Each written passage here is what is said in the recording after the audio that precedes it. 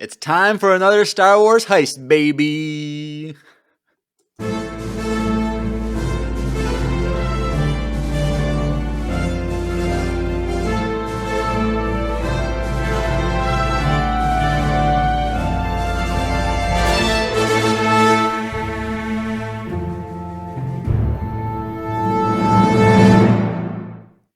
Hey everyone, welcome back to another Andor-tastic episode of Empire Radio. I'm Jeremiah.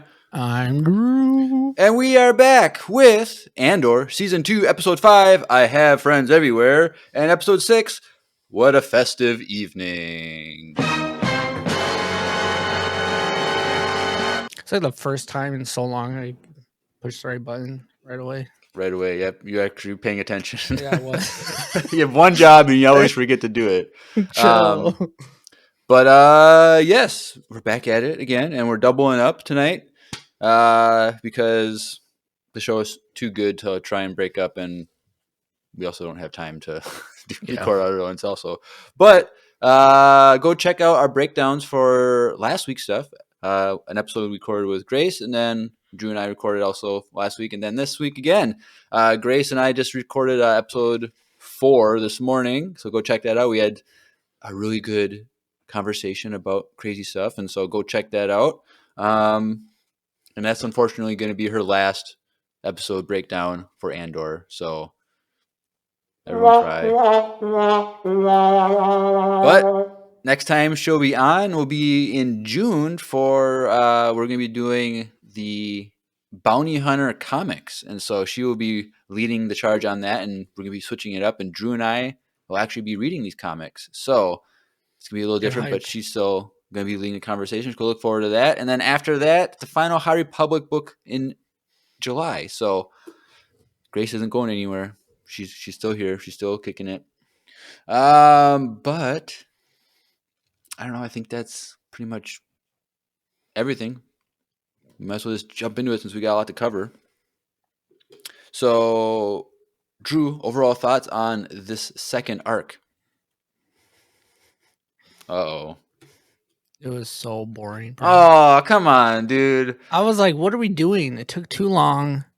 There was a lot of buildup. Yes, I understand, like, the whole Bix arc was cool. That was dope. I love the ending to her story, like, to what she did at the end of that whole thing. I think that was super cool. But it just took forever. These characters are dumb. Like, the whole people that were, like, doing this arc is so stupid. And it just took forever. Like, and there was like nothing crazy. I mean, besides the one girl dying, like it wasn't like, I don't know. Like there was one part I was like on my edge of the seat just because that girl couldn't get the stupid mic out of that statue, and I was like, oh my gosh, they're gonna get caught. Like that was the scariest moment for me. The entire show was just that moment. And besides that, I was just like, okay. Really? Yeah. I was like, literally like, this is, yeah. That's sure. why I messaged you. I was like, dude, there's no way we're going to make 3 parts for this because this was so boring. Dude, I got so many notes, dude. There's so much going on. Like, there's so many. But to the point where it's just like, okay, I don't know. Well, it's like. Help me out, Jeremiah. I always do. I'm not saying facts, but like I'm not saying I don't like it. It was just like, okay, there's just a lot of setup. Yes. So like, for what's gonna happen, but like to skip a year, and then the setup was this, and then we're gonna wait another year. Like, are you telling me that nothing else happened in this year that was worth watching over the? You know what I mean? I think we kind of hyped ourselves up a little bit because I was like, I think we're gonna get the Gorman massacre today or this week, and it didn't happen. I guess it's gonna be delayed till next week. But like 2 BBY episode 5, I have 5 different storylines, and then episode 6, there are like I broke it up into 6 storylines. So it's like. There's so much happening. It was so much harder to like write notes on. It's a lot of dialogue. It's a lot of like taking in. A lot of that, but like also like now, like especially in the 6th episode, these storylines are starting to overlap with each other and they connect even closer. So it's harder to like separate it. They're like going back and forth between all these different things super quick, and it's like hard to take notes on. But like I don't know, like I get it's a little bit slower, but like I think it's just the world building and the like conflict on our heroes, like the internal conflicts that they have with each other. That's like that I like that part. Like it really, Jeremiah or Andrew would probably hate this, but it really make me not like his favorite character a lot. Luthen. Yeah, I'm like really starting to not like him. I don't know. He's just realizing He's that like too beat down to the point where he just doesn't care anymore, and he's acting a lot like Sog, where it's Saw. just like they're getting very similar characters, where like he's just so beat down that he's willing to sacrifice whoever at the same time, separating those two girls for years and Yep. like purposely not making them do things together. And then we never found out what happened to her, which was a Yep. bummer. I was Yeah, like more it's a excited story for I'll tell you that. later. Yeah, I was more excited for that than like half these arcs. I was like, what is this story? Like, what happened to you? And of course, homeboy, oh, that part just made me so mad. Like, just sell your stupid spiders and stick to doing that. You can't run a rebellion. Oh, you mean the guy that shot her? Yeah. Well, I knew that was gonna happen, but I didn't know it was gonna be her. I thought it was gonna be the other girl. I didn't think it was going to be that. I thought another truck was going to come by, like they would get her off schedule, like there was an error, and they were going to. Well, once he pulled out the gun, obviously. then I was like, but I thought it was gonna be the other girl that was gonna get shot. Vel? Yeah. Because I think that would be interesting because mom was asking about her. Yeah. And that would have been really intense if you found out that something light like that she ended up dying for on accident. That would have been really intense. Yep. I feel like she might just run away or something. I don't know what she's gonna do. I don't know. We're gonna have to see. But like, she doesn't blame Luthen for it. She blames the guy. So I just don't think Luthen's a good guy, bro. well, he's never been painted as a good guy. He's a guy that does what has to get done to like. But like, it just seems like he's getting further away from what needs to be done. Well, he knows that because he says there's too many things at play and he can't. Yeah, he's having a hard time. Things happening and they're starting to get closer and closer to each other and they're overlapping with each other. Like, I mean, even his wig isn't as good looking as like what? His wig looks nervous. I don't know. Because like I was totally wrong about my theory from just watching the first episode. I was telling Grace that like, oh, what's going to happen is Cassian is going to go to Gorman and Cyril's going to see him and that's going to be called the Empire in because Axis is part of the Gorman rebellion here, and I thought that was going to happen. They swapped places, literally perfectly. I couldn't. I was like I want to get something right once on a theory about what's going to happen, but whatever. The only thing I got right was in the trailer breakdown is that there was a wedding. Well, yeah, that was the only thing. Now I want to like because it's like arc by arc. Like I want to go back and watch that trailer, the first original trailer, because like I don't really remember much more that happened in the trailer. I was gonna say most of it happened already now. Like I don't know. The biggest thing was like her shooting that dude. Yeah, I remember I saw like Dr.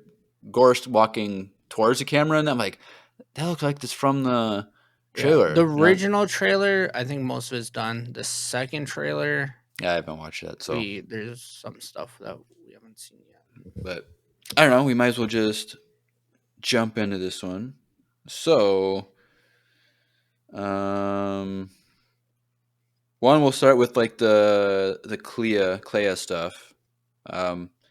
So episode starts out with like her scanning different radio frequencies that they have programmed, trying to listen to random chatter, and she goes and gets on the line that's in Skulden's spot and says this artifact that he has was a forgery, and like, oh, that's not, because I was like, oh, did Luthen sell him this? Has he been making forgeries for all these things all these years, or what? I was like, oh, but then like Luthen walks in right away, and like, does he live there at the gallery? I think he lives in the back room Okay, because I was like, he's there late at night, and he always walks out that side door, and with I'm a like, robe on and stuff.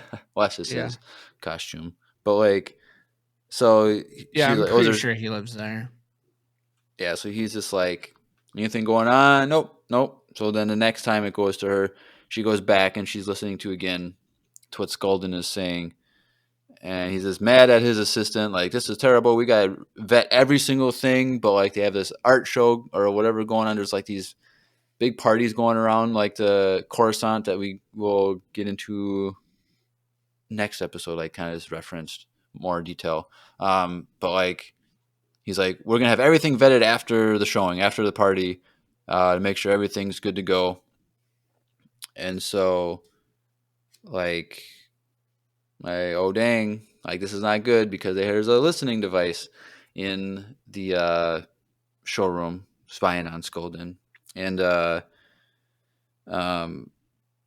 assistant later on in the episode, comes in to the gallery and expresses her concern, like, oh, it's nothing that we got from Luthen, but like, we don't know what we're gonna do, blah blah blah. And then she like directly states, everything's gonna be reappraised and evaluated after the party. And so Clea's like, all right, this is the situation, we're kind of screwed, blah blah blah. And then later on, she tells Luthen about the fake, and they're gonna have everything revetted. And this is when he starts to panic, like he starts accusing Clea of all this, like, no, this was your idea. And she's like, but you agreed to it, like, and he's just arguing, he's just panicking. He's like, there's so many pathways going on, there's so many things I'm trying to keep track of, it's starting to get overwhelming now. So he's kind of like panicking, and Clea's like,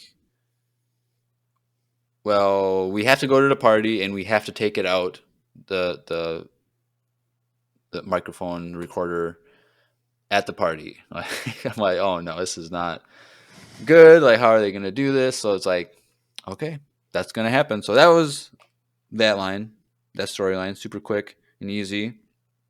I don't know, any thoughts on that before we move on? The next one, another short one, is the Bix stuff. So Luthen, goes on his mission to Gorman, and so Bix is all by herself. Luthen. Yeah, Luthen goes to the apartment. Oh yeah. So Bix is in her apartment. Luthen comes to the door, and she's nervous, but like, he knows the special knock, which is just three knocks. Like, they should have just done that classic. But they could have done that, but that would have been epic.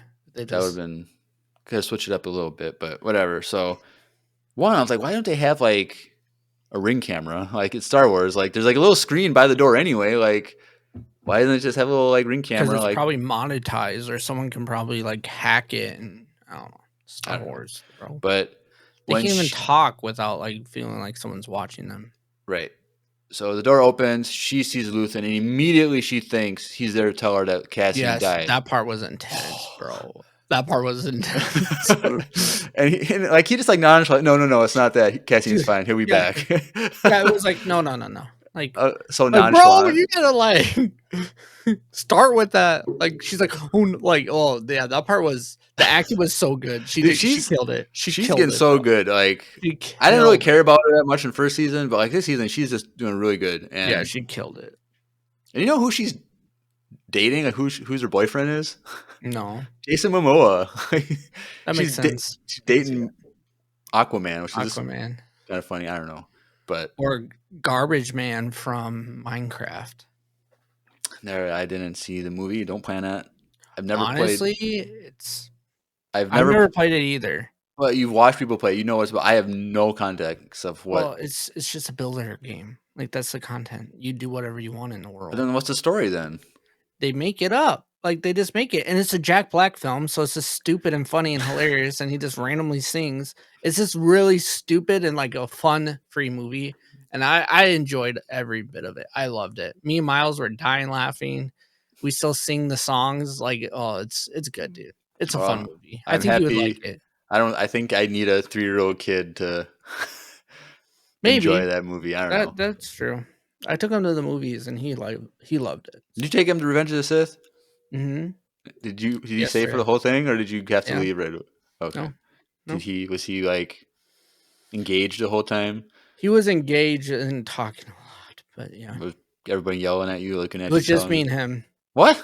Yeah, we went at like 11 o'clock yesterday. They're like $10. Marcus had the whole theater to ourselves. What? Yeah, we had the same thing too when we went to Minecraft last week. It was the same thing. Really? Had the whole theater to ourselves, just me and him at 11 o'clock on a Tuesday. Prime time to go see a movie, bro.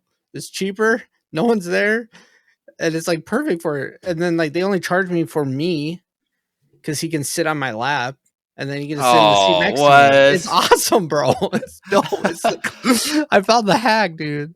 I've It's only just like gone like when I've gone to day movies, like I feel like there's still a decent amount of yeah, I people, don't but know. It was dead. interesting. I saw it opening night last Thursday at like 10 and it was packed. It was like 10 o'clock at night when I went. Did And it people was ruin it by like talking and laughing and yelling memes out and stuff? honestly, it was like mostly me, but yeah. Like our whole group that we were with were Oh, all you're those dude. I would be so angry if that's kind of the vibe though. no, that's so I would be so angry. Like there's people going to that movie and seeing it for the first time, True. and it's getting ruined by people. But whatever. That's fair. Moving on. Um. So yeah, so Luthen shows up, whatever. And this is like the first time, and Luthen has been back, like to his apartment. Like he's like, wow, this is not that fun of a looking place. It's kind of run down. He's like, long time ago, I stayed here 2 nights because it was a close call. I thought like I got caught, but it was a false alarm type of thing. He's like, maybe I can look into getting you guys a better place. So I do think Cassian said something to Luthen off camera, like And I place is kind of a deleted dump. scene. But honestly, it looks dope. I don't know. Well, if you clean it up, like once you clean it up, like to the next episode, it'll look a little bit nicer. And you just need some lamps and a couple It's rugs. just this is dark. Yeah, But like that view is sick, dude. Like yeah. it And was so, like all windows. Oh.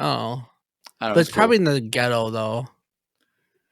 Like we probably don't realize like because they're Yeah. hiding in plain sight essentially. So like Right. I don't know, it didn't seem too bad. Like when they went to the local grocery store, like last the guy episode, knew who they were and yeah, stuff. it wasn't too bad. Yeah, I don't know.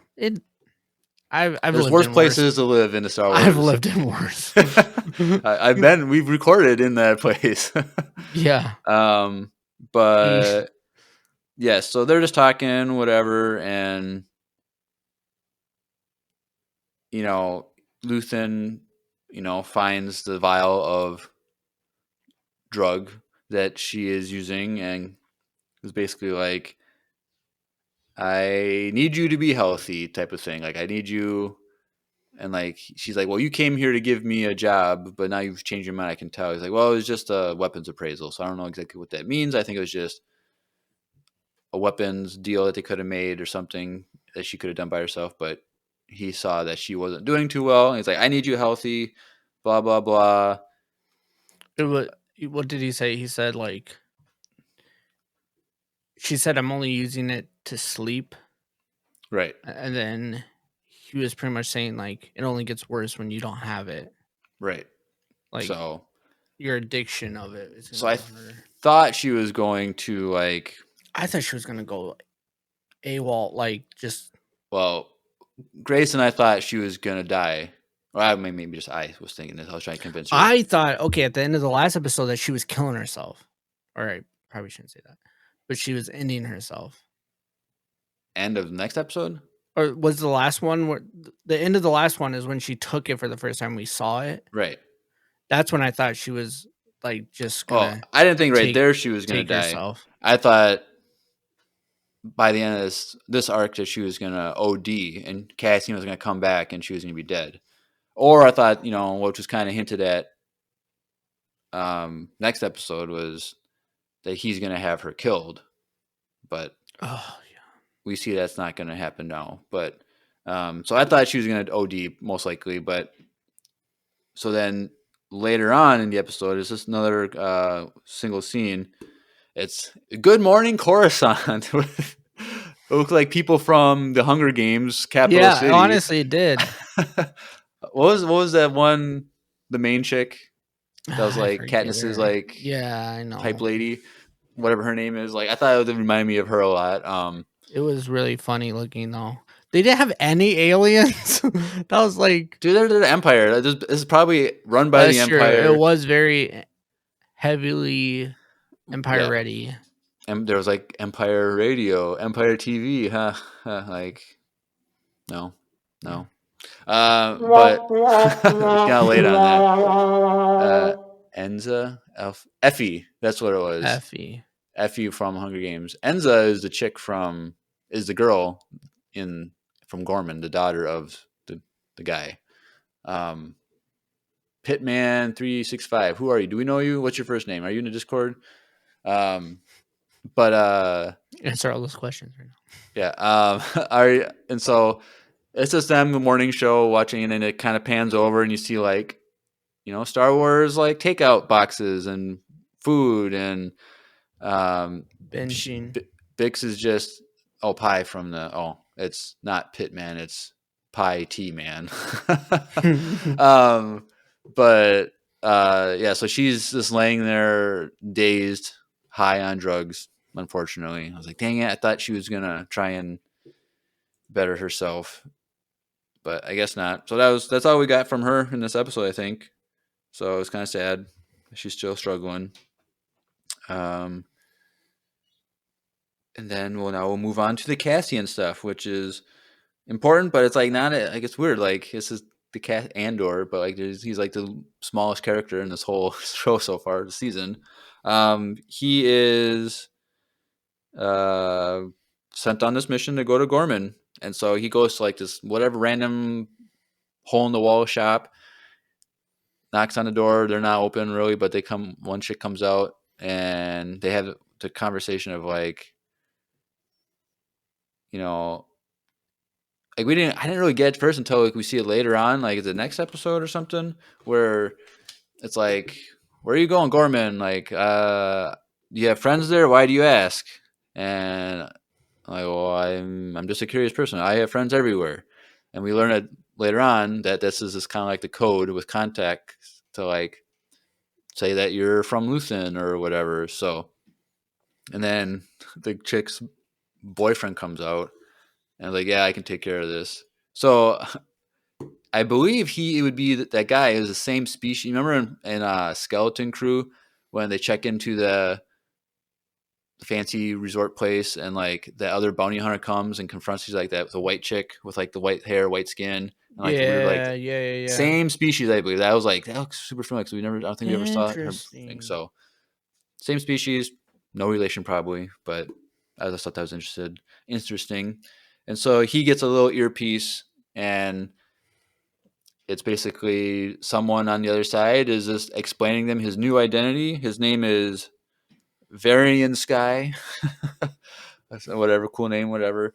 I wonder how they come up with it. They just kind of like do like a Facebook name generator type thing where they It's just probably just AI. the first two letters of this and the last two letters of that, and Oh, then plus the color of your shirt type that's of how thing.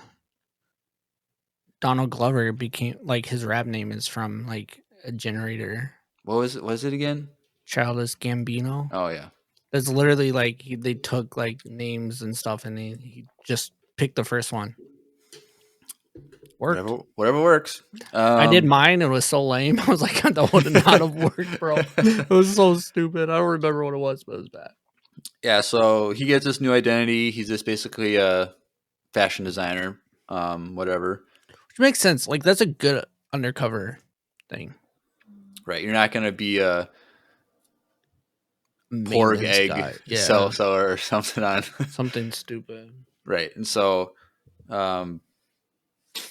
so he arrives there, and he checks into the hotel, and the bellhop checks him in, whatever called in Star Wars. I don't know if it's called a bellhop, but just checks him in. He's like, Yeah, yeah, I don't there's, think that's the Star Wars term, but but like there's works. that. He's kind of telling him about the room, and Cassian's like, oh, is that the monument from the blah blah blah? He's like, oh, it's Tarkin did that, right?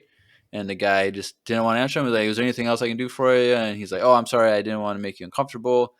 Like, I'm just curious about things, blah blah blah. And so the guy actually tells him what happened. So we get mentioned this last episode, the Tarkin massacre, where 500 people were killed by Tarkin, and this is what the monument's for. That people are all concerned is It's getting happening again. the shadow of the new building is going on it when that was against the contract that they made. So it's like, this is the site, and he's explained it that basically Tarkin was landing here on Gorman, and he didn't want to wait for people to move, and he's like, screw these people, and they landed on Just top of him. landed on them.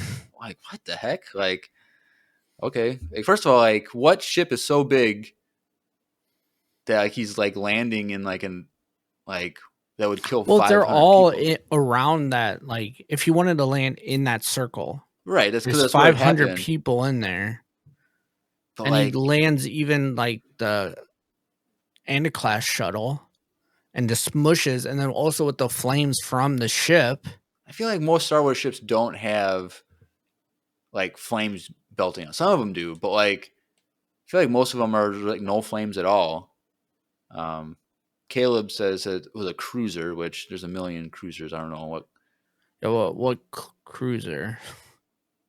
but cruisers are usually pretty big. But like in that open space, like it would be a bigger ship. I feel like Guess we can just. people would see him coming. Like especially like did they refuse to move? I can't remember. I missed that detail. I guess if I they think, yeah, I think they're like protesting, so they didn't. They're like, like, because this let's but this stay in was here. but this would have only been about a year into the Empire. So like I didn't think that there was anything that they would be protesting at that point. Um, but I don't know. Whatever. That's the whole story. Tarkin killed them all, and that's what the monument's for. Um, and so Cassian is just thankful for the guy because the guy was a kid when it happened. Pi says they refused to move. Dude, So if you look at the safety in like, numbers. Apparently not. yeah, it looks like it's just like a Death Star. Like What? a light cruiser is like huge. Well, there's tons of different cruisers. There's no like vague what that could be. Like the Jedi cruiser, that's like the predecessor to the Star Destroyer. Like those are as Well, I big as just a looked up city. like an Empire cruiser. Oh, They're huge. but yeah. So he just checks into the hotel, and the guy, bellhop guy, is like happy that like to have a conversation. He's like, we're not supposed to talk to guests about what happened, but like he felt like some sort of release that he's finally able to tell someone his story of what actually happened here. So it's kind of probably seen more under wraps, I guess. Um, but then he goes to the cafe and he's just sitting there, and the lady Enza comes and meets with him, and he basically says like, you guys suck at your job. Like you don't know who I am, you didn't vet me, like you don't know if I'm Imperial, you don't know if I'm the guy or if I'm just a friend of the guy, or like you don't do any like whatever, blah blah blah. And he's like, you gotta get your act together. I'm hoping to meet with your dad though, like I am the guy you're looking for, but whatever, she'll set it up tomorrow. And then he's like, oh, and the people that you have following me, it's just causing suspicion, tell them to leave me alone. So It's like, making it more obvious. right, so it's just like, They're just don't know what they're doing.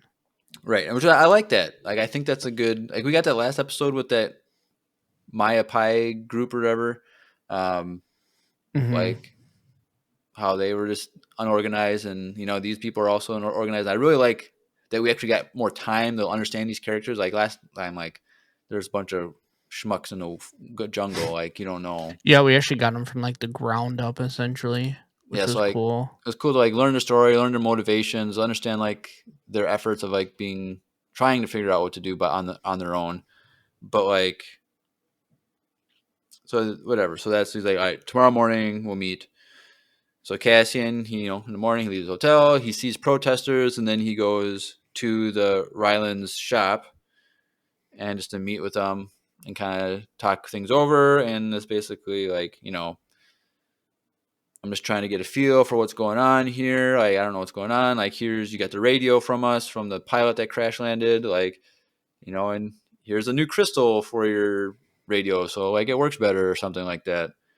And they are to tell Cassian, like, well, we know they're building an armory, but we just need to prove it. And, but we have a mole on the inside. We have an Imperial guy that's working on the inside. Which And is Serial, right? Zero.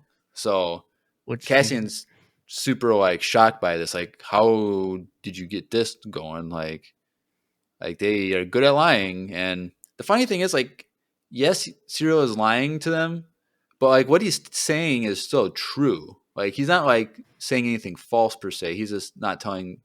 He's just pretending to be on their side, which is like interesting. it almost felt like he was Serial. Like was for the first episode, seemed like he was gonna turn potentially. He fooled us. Yeah. And in Like, this episode, you're like, oh, never mind. right. And so it's like because what happened?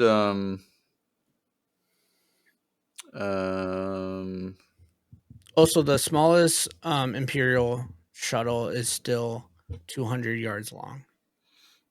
600 feet. I feel like that spot was smaller than 600 feet. That's like 200 yards long. Is that 600 feet? yeah. So that's 2 football fields. Well, maybe they didn't build that whole thing around it yet, though. Maybe yeah. Maybe I don't know because those are shops. But I don't know. Whatever. It doesn't matter. Whatever. He crushed a bunch of people. He killed a lot of people. Classic Tarkin. He was having an off day. He did not want to be there. Yeah. It's like for yarn, heck no. This place is stupid. Get out of my way. But yeah. So it's like, but then like they were talking, their conversation got cut short because some more customers came in and whatnot. But he's like, I would like to have a tour of the city at night. The kind of code, like, I want you to show me your plan of trying to do this heist of these, because they want weapons or whatever.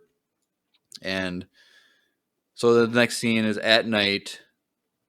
They're just on the rooftops, like seeing these transport trucks go through the town, and like, that's it. There it is. Like, that's our plan. It's every night. All this is happening. And then the next day in the morning, I'm assuming Cassian and Rylands, they are talking at the cafe, whatever. And he's basically, you need help. You guys don't know what you're doing. And your plan is super unorganized because you want to steal from them, but then live at the scene of the crime in the middle of it and then advertise everyone in the city what you've done.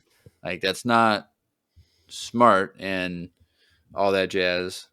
And so they just kind of had this agree to disagree and kind of like wasn't a good conversation. Their whole point is they want to steal it and then advertise to everyone else like, hey, this is actually what they're doing, that they can prove that the Empire is actually breaking their deal in hopes that the people of Wormville or Spiderland will stand up with them. So right, yeah, it is kind of.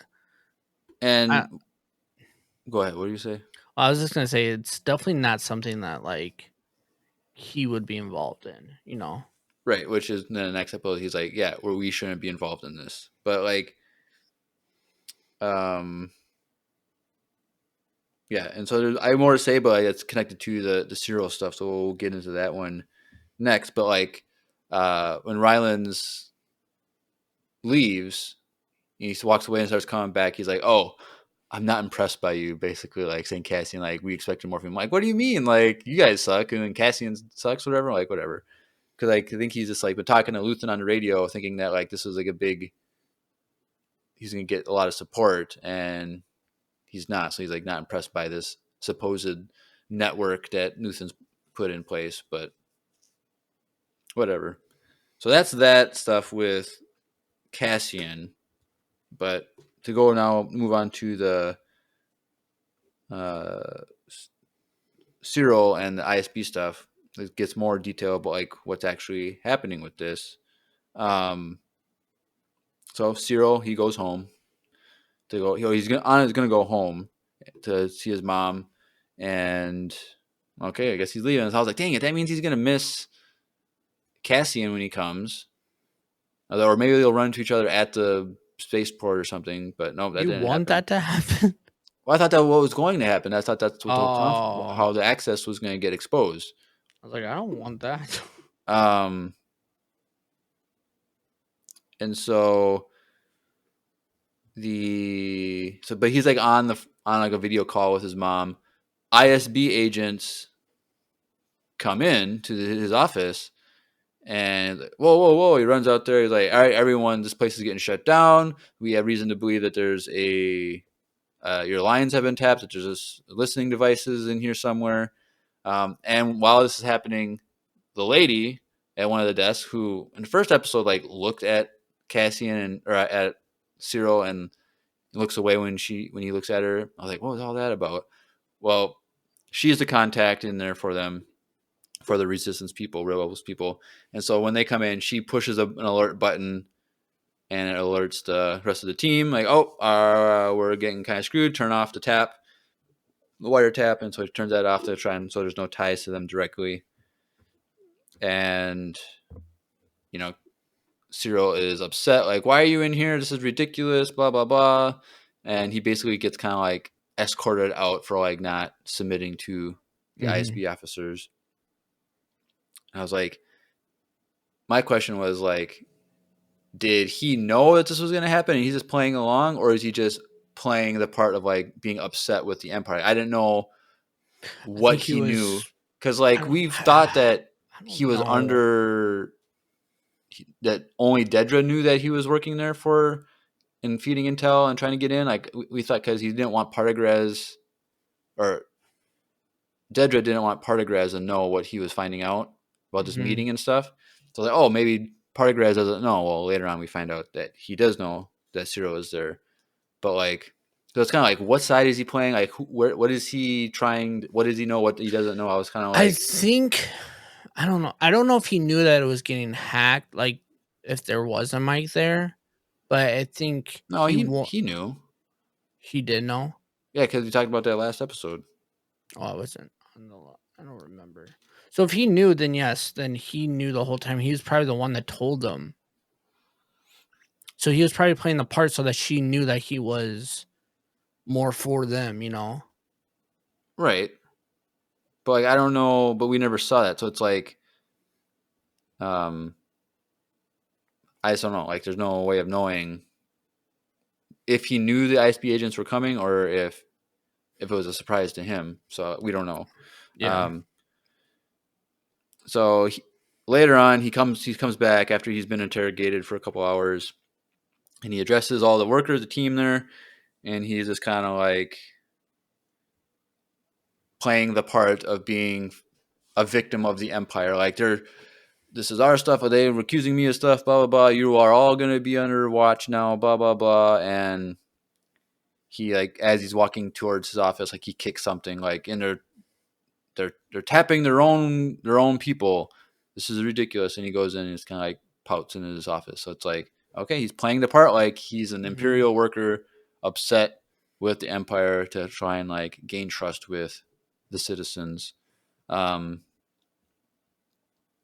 and so um,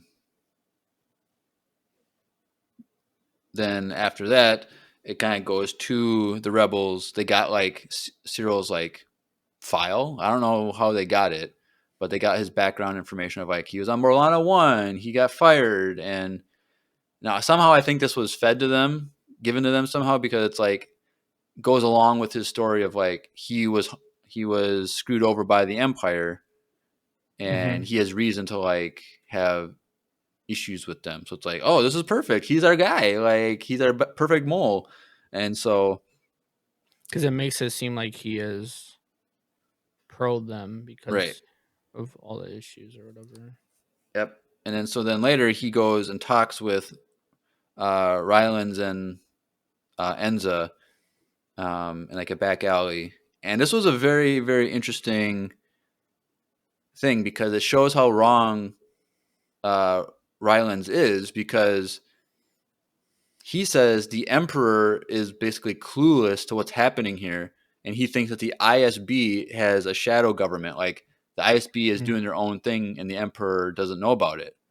And like that's the issue. He's basically more anti ISB than he is the Then Emperor. yeah, And he still has like faith in the Emperor. because he even has the line uh, that if you work with us, he's talking to Cyril, like if you work with us, we can help the Empire by exposing the ISB. He says the line, "Help the Empire."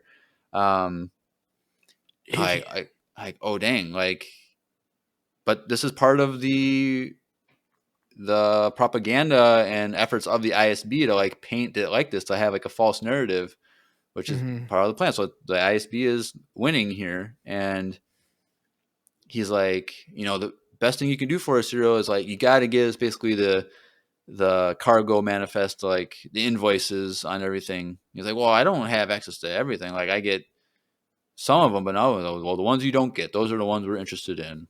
And so, like, if you can get those to us, it would be enough to like help us confirm our suspicions, and then we can do a heist or something. And so Cyril's like, okay, I guess we'll get it done. And so then later on, he downloads some files on some floppy disks, and he takes one of them, pockets it, steals it, runs into the spider guy out in the courtyard, swaps the disc, and then takes the spider to his mother as a gift.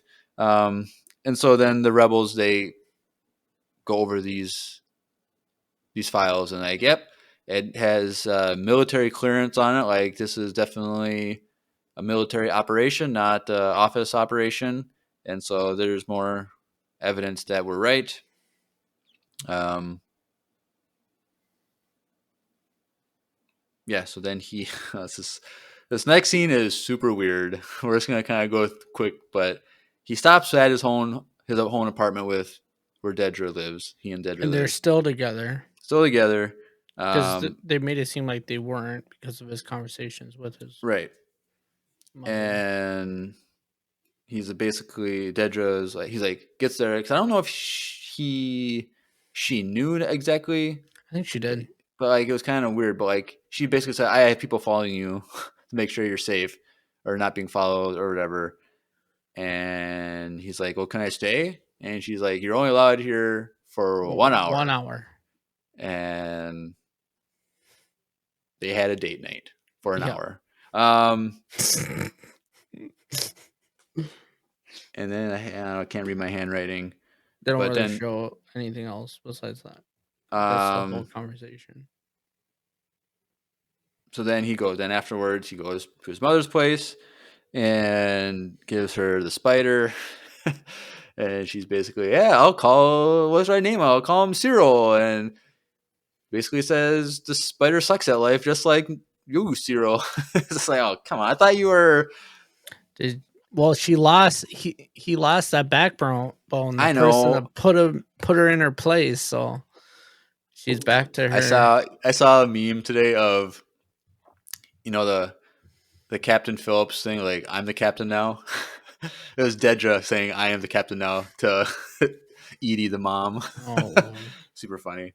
Um, and so, and while this is happening, he's eating cereal. Of course. Super, super awesome. Um, so then he goes to the ISB and he's there with Dedra talking to Partagraz, and he's just giving the intel, like, this is all the information I got, like, they're planning this is the front, blah blah blah. And we need to make sure that the delivery routes are consistent, that the invoices, the manifests, they're accurate, keep it the same so that they can do their heist or whatever, do their attack. So then we have the evidence to go after them. They plan that out. Paragraph leaves, and then Cyril is like, would you be offended if I said this was the best day of my life? Basically saying, Like being with this you is is better than not. you and me, like, being in a relationship together type of thing. Yeah. And Dedra's like, it's nice to see you happy. Like, They're so cringe, bro. The relationship's so hard to watch. so funny.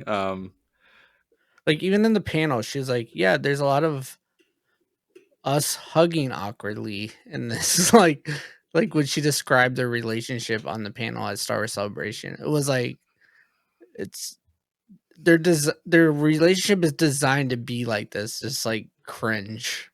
Right.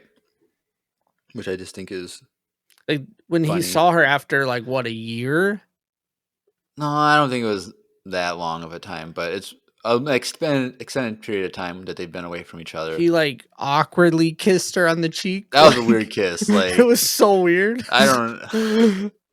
Oh, it's just like that's just the relationship is just weird.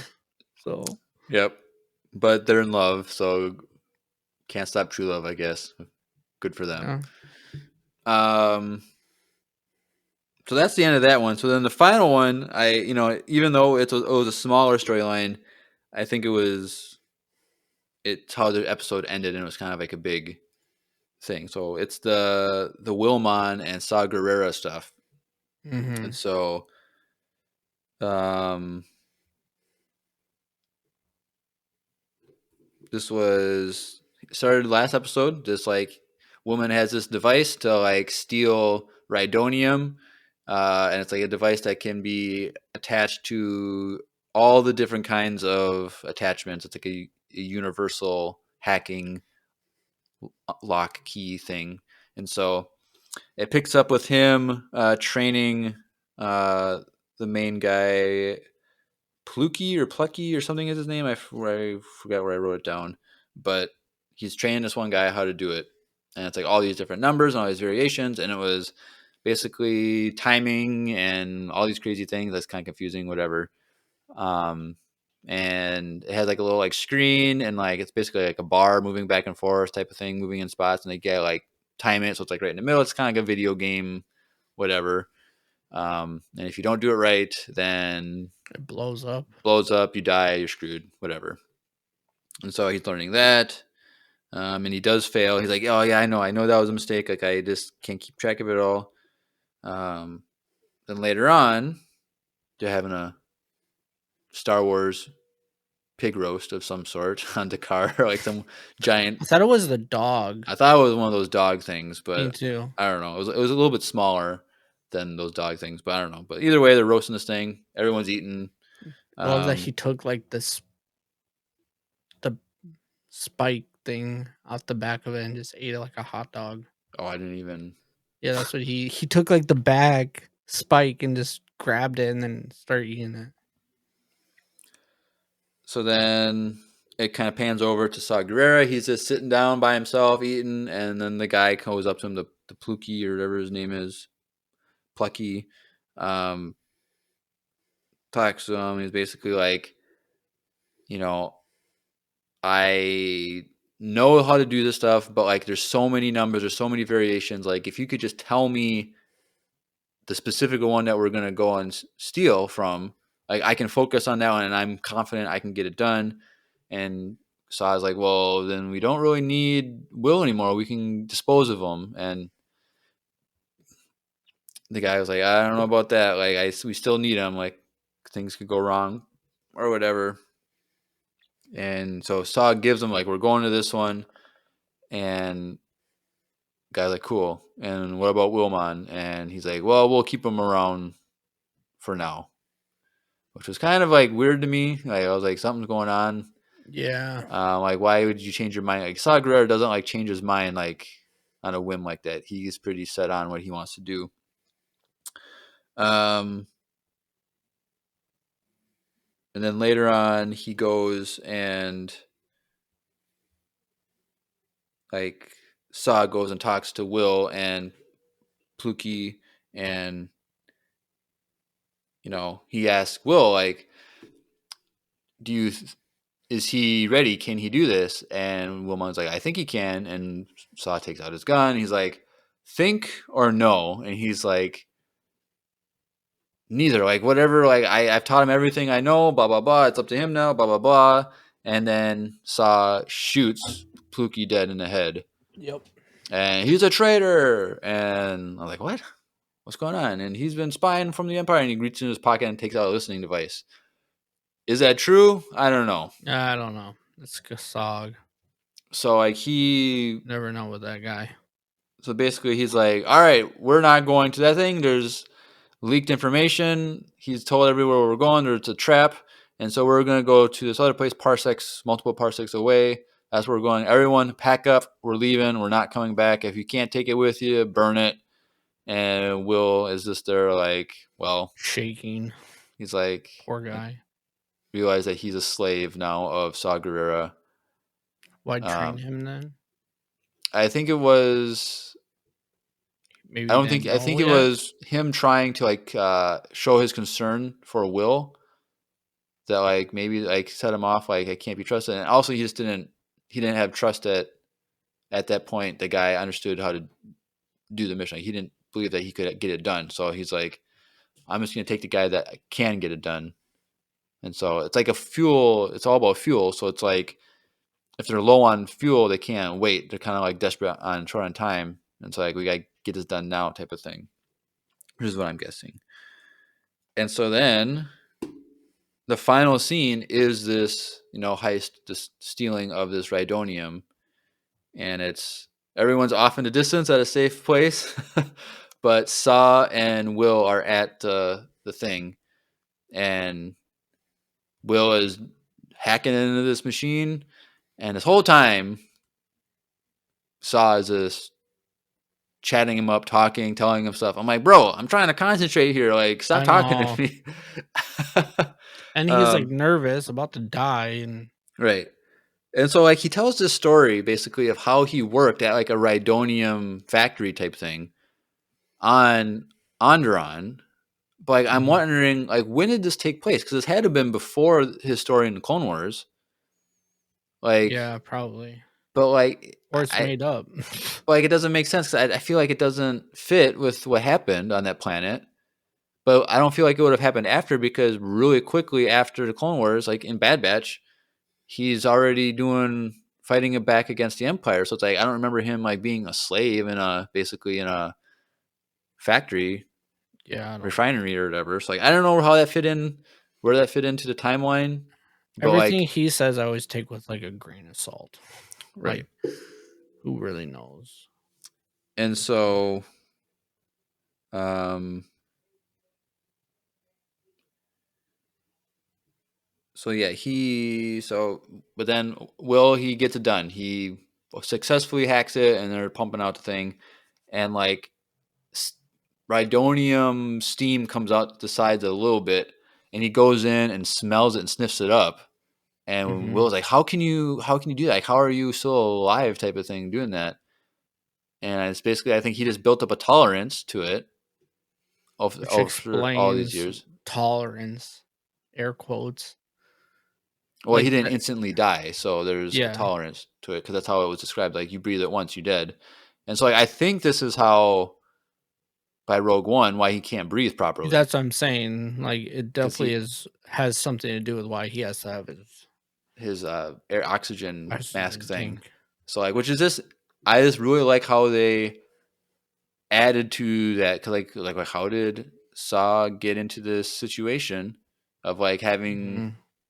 all these medical issues and stuff, and part of it has to do with, he has like a weird drug addiction of smelling, sniffing, breathing in Rhydonium, which is deadly, but he built up a tolerance. And so it's just super interesting to me. And then, in Rogue One, he's missing a leg. So my question is like, was are We're we going gonna to see him lose see his leg for sure. are we going to see them at another Rhydonium heist? And is that how Will goes out? He screws up, and there's an explosion, Ooh, and he ooh. dies, and then but Saw survives. I don't know. Like, I just My love thing how is, they're. how is Will over there? What do you mean? They didn't explain how he got with Saw, did they? Yeah, because he delivered that device, and he was there for one day to train him how to use it, Oh, and then he was supposed to leave, and then Saw was like, "No, you leave when I'm done with you." And yeah. And so he got trapped. now he's Poor- fully trapped, and I don't know if he's ever going to escape, which is Well, after this episode, it seems like he's all in. Well, he's trapped. He's not allowed to leave. Like, I don't think he's for it. Yeah. And so Saz goes on this rant about, like, he calls the Rhydonium his sister, which is really weird because his sister was killed during the Clone Wars. That's what turned him so bad, because his sister was killed by the Separatists. And so it's like, but he calls, like, it's like our sister, but then, like, he's using this, like, metaphor, like, it was confusing, bro. We are Rhydonium to the Empire. Like, we are the dangerous thing to the Empire. We can cause damage. We can destroy them slowly by, like, poisoning them, or we can, like, cause an explosion and kill them. But, like, we are Rhydonium, and basically just live it out. And I guess there was a leak or something, and Wilmon starts breathing in some of this Rhydonium, and he's having, like, a crazy reaction of, like, and he's just screaming in pain. And I was like, this is weird. Like, I mean, we don't know. He could have died there. He could have. Like, we don't know. It ends. But I think because he's standing at the end of it, he's still alive. Because if they were going to show him he was dead, they're not going to leave it open-ended like that. Yeah, we're going to wait a year. Yeah, so we'll see him next arc probably. And so he's this. The thing is that's refreshing about this show is that we're getting actual timelines. Right. And most, if not all, Star Wars shows, we have no timeline we're always guessing. Like, it's always just a general, like, 5 years after this thing, or it's like years. 2 years after this, or whatever. And so, like, this is so refreshing that we're getting, like, the exact time. BBY even, like, they're even putting that in there. Like, it's well, they did that, like, in Kenobi and Solo and did they? And stuff, I think. It's not the first time they've done that. But something I should mention about the timeline. So we were trying to figure out, like, when Skeleton Crew was in the timeline. We knew it was during the Mandoverse, but they never explained exactly where. So you know how on Disney Plus they have Watch Star Wars in chronological order, like, option? Yeah. It takes place in the chronological after Ahsoka. How they have it set up on there. So it's post all of Mandalorian season, post Book of Boba Fett, post Ahsoka. Interesting. So that's just how it plays out. So, like, when, you know, that one pirate, Vane, is there, like, that's the thing. Like, he just was the last pirate that survived that attack on Navarro and joined this other pirate crew. And that's where he's at after Mando season 3. So that's cool that they kind of they cheated and they kind of indirectly told us accidentally messed it up. Yep. But that is episode 5. I have friends everywhere. So quotes, friends. And what do you do when you have friends everywhere, Drew? Well, you don't let them just breathe in gas. I'll tell you that. But what's something better to smell and get you invigorated and scream in the morning? Have coffee, bro. Coffee, or in the afternoon, at night, have a nice shot of espresso before bed. I don't think the Italians do that.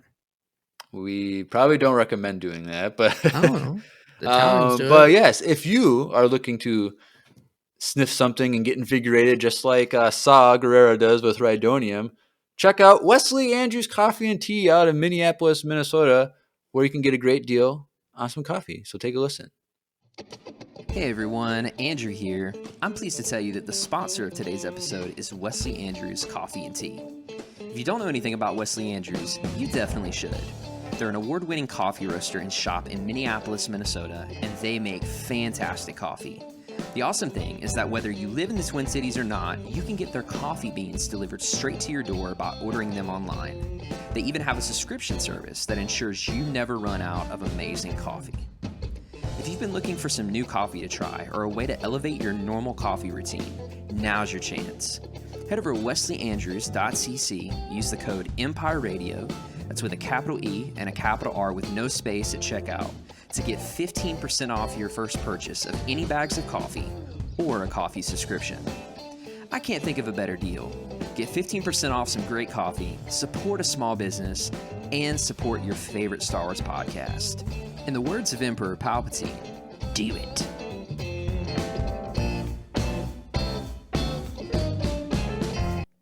Do it. All right. So, episode 6. What a festive evening. So, this one was really hard to take notes on because it was going back and forth. Storylines were crossing over with each other. And so, I kind of broke it up the best I could. So, let's get the Mon Mothma stuff out of the way. So, first scene with her is her and her lovely husband, Perrin. And they seem like they don't hate each other at this point. I was gonna say, like, it really feels like the relationship is. They're not like. Maybe it's the girl. I was gonna say that, like they say like a lot of times for married couples, like they get married, the honeymoon phase, they had their first kid, the quality of marriage goes down. Then 30 years later, when the last kid moves out, the marriage gets better. Like, I see your parents; they're raising chickens. They're living their best lives right now, dude. Yeah, you see my dad's post when he first got that stupid thing. No, It's like just picked up a chicken coop. Gotta go pick up some chicks now. Oh, gosh, my dad. That's the best, Yep. bro. I love it. But yeah, so like obviously they weren't like super in love. They weren't like. I feel like Cyril and Dedra have a little more charisma. They didn't have any like there was it? nothing like. There's no hostility. Yeah, their daughter's out of their house. They don't have to worry about her. Yeah, so they're in their limo, whatever. They're going along, and Perrin's like freaking out because there's all these dinners he has to do. They had a special name, investiture or something. I don't know what that means. Yeah, I don't know. Weird, but this was like the art thing at the end of the night with like Skulden's group. Like that was one of these parties, and so he's like, I gotta do 80 of these in 3 days or something like that. Like it's like a year's worth. Like he's like this. Like I'm super overwhelmed. Blah blah blah. And my mom was like, oh, well, you'll get it done, but she wasn't like super supportive. But like they seemed like they were not hostile. Maybe that speech that he had at the wedding about like finding the good amongst the struggle. Well, and her helps. Her not love her, but that divided when he was like, yeah, when he's no longer with us, so maybe he doesn't have the jealousiness that he was building of himself. Right. Self-jealousiness went away. Yep. And then that probably helped. So then the next like standalone scene with her, super cool, was at the Senate building where it's like a renewal of like an oath to the Empire as a senator. So like when you have the subtitles on, like the guy in the middle podium is called the Oath Keeper, and he's blurring out this like. I really wish it would have been someone we knew. I don't know. It could have been Masamita. That would have made more sense. But I think it was. Cool. I liked it. I thought it was a cool guy. No, I thought it was cool, but like, I think if it was Masamita, it would have meant so much. Maybe he's just not as loud of a guy to like get people hyped up. I don't know. But this guy, he was super loud and super low voice, strong voice, and he's just like going over like this like mission statement or whatever you want to call. I don't know, like the Imperial Code of whatever. He's just chanting out these things, and then all the Senate and this is like every seat in the Senate chamber was filled, so it's like must have been like a mandatory meeting. And so everyone just kind of like repeats back these phrases, and Mon Mothma, she's just getting super angry. She's like clenching her podium or whatever. She'd like stop saying it too, and she like storms out, whatever. And so her assistant guy, when we talked about him last week, like who the heck is this random guy? So he is actually in the episode when Mon Mothma escapes and gets picked up by the Ghost Crew. He's like one of her escorts. So he's an actual established character. So that was kind of cool because I rewatched that episode, and also other people are posting about it too, but it's the same guy. So that was kind of cool. But he's with her that whole time. They're in the chant thing. And it's I think it's kind of implied later on when Luthen talks to her. He's like, congratulations on another, like, whatever. I think it was like this renewal of vows is like what he was kind of congratulating. It's like a new season of torture politics, like a new, like, I don't know how you want to describe it, but like, so I think that's what he was implying. And so she just had to go along with it. But that's all we got from her until like a little bit at the party, which we'll talk about later. So then we got the Vel and Cinta arc, and so Vel is sent. Was that last episode, or was it this episode? I think wasn't it last when she showed up and talked to. Maybe it was. I don't have it in my I don't notes. know. It's kind of weird. But Vel is one sent to Replace. replace. Oh, it would have been after.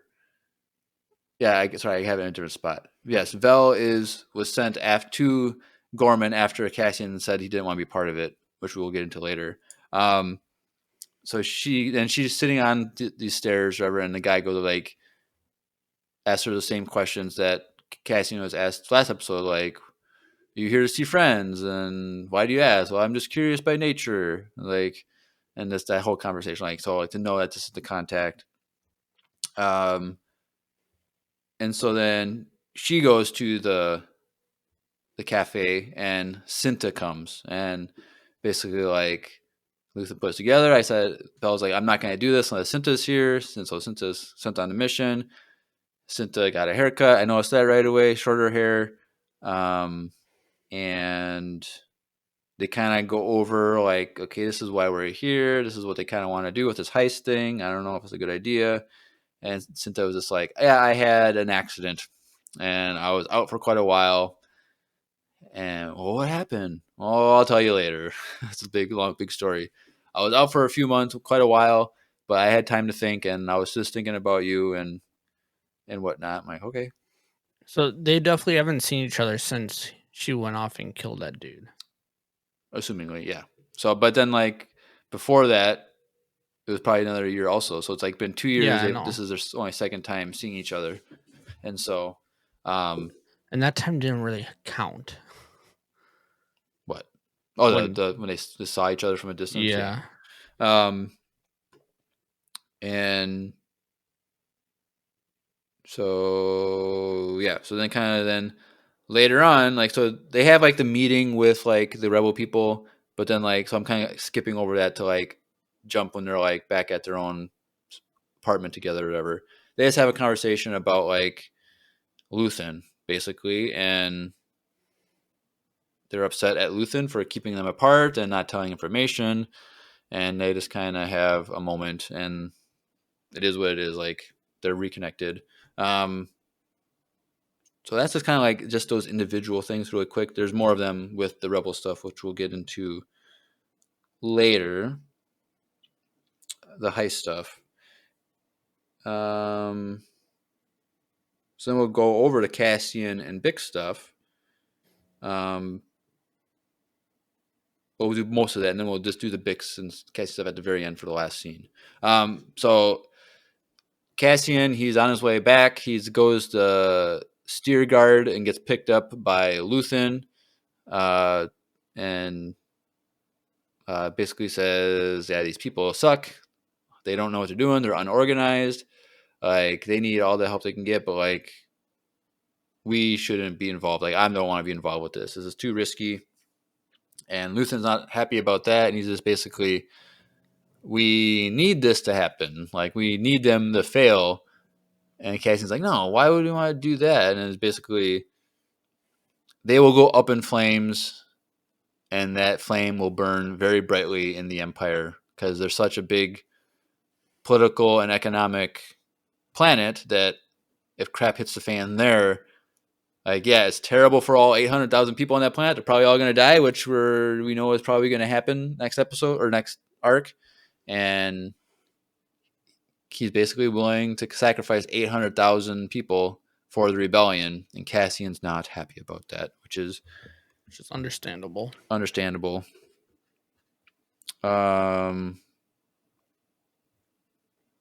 And so he gets back to his apartment,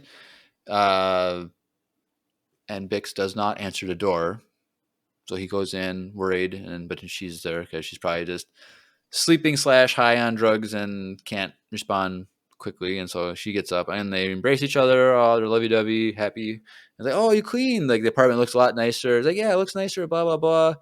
And then she spills the beans that Luthen came and saw her. And then that's the whole thing. They were arguing about that. Like Cassian was just upset. Like, I was just with him. Like he could have told me. And, Could have. he didn't. And like, why would he keep this information from me? Like, and like he was never upset at Bix. Like he was not upset about her possibly going on a mission by herself.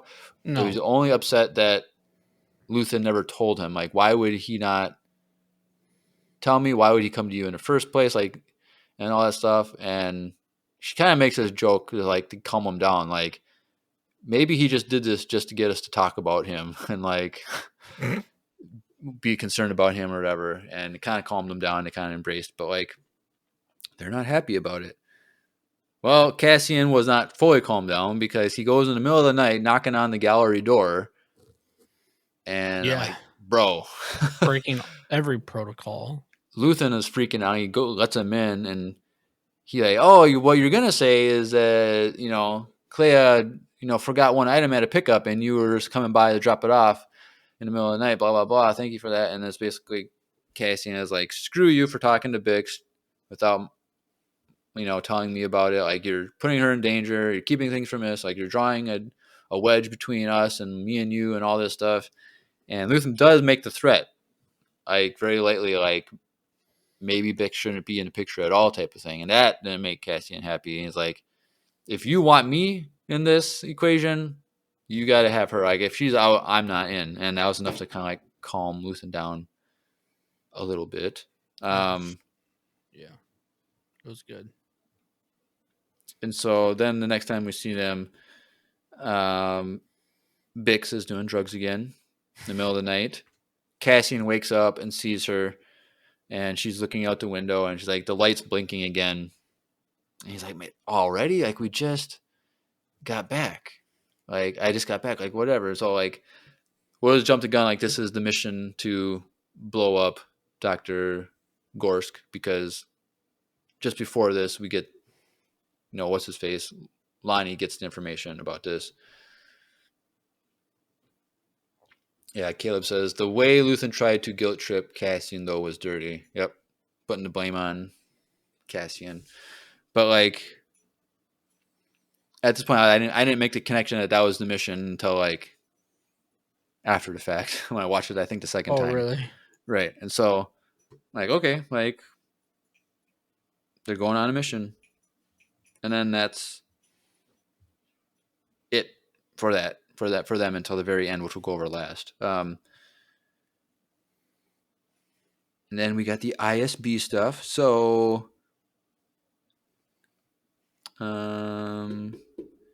we got Lonnie and Young. They are walking into the ISB together. They're going through the hallway, and Partagrass sees them. Perfect. That's the guys I want to see. We don't got to set up a meeting. We're right here in the hallway.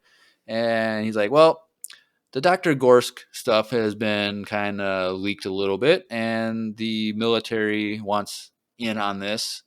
Like they're like the military intelligence aspect of things. They have kind of like overlap with like doing spy stuff. Oh, I'm about to sneeze. Like, I don't know if it's coming or not. I don't know. But, okay, I think I'm good.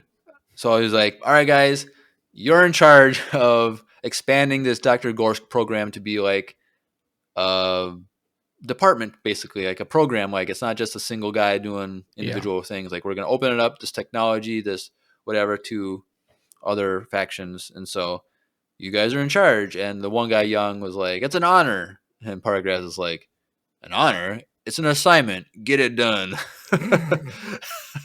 And then because Partagrass said that to Young, Lonnie was like, all right, you're in charge of this mission to get the stuff off of him and like tell me the briefing tomorrow or something like that, or a few hours, whatever it was. And so I thought that was super funny. So then later at the ISB, Partagrass and Dedra are just talking one-on-one, and Dedra's like, they're ready to attack our convoy, like one of the shipment things. Like, It's going to happen. We just got to keep the schedule going, and it'll be just fine. And what is interesting is Paragras says, make sure Cyril does not know what we're actually doing, which is very interesting. And like, I would have to go back and watch that first episode again, or the first episode of this arc, episode 4, because I think he's implying Cyril doesn't understand that this is like a propaganda-based effort by the ISB to like create a resistance. Yeah. Like he doesn't know. He thinks this is already there, and this is like a naturally grown thing. Yep. But like, he's still clueless. Right. And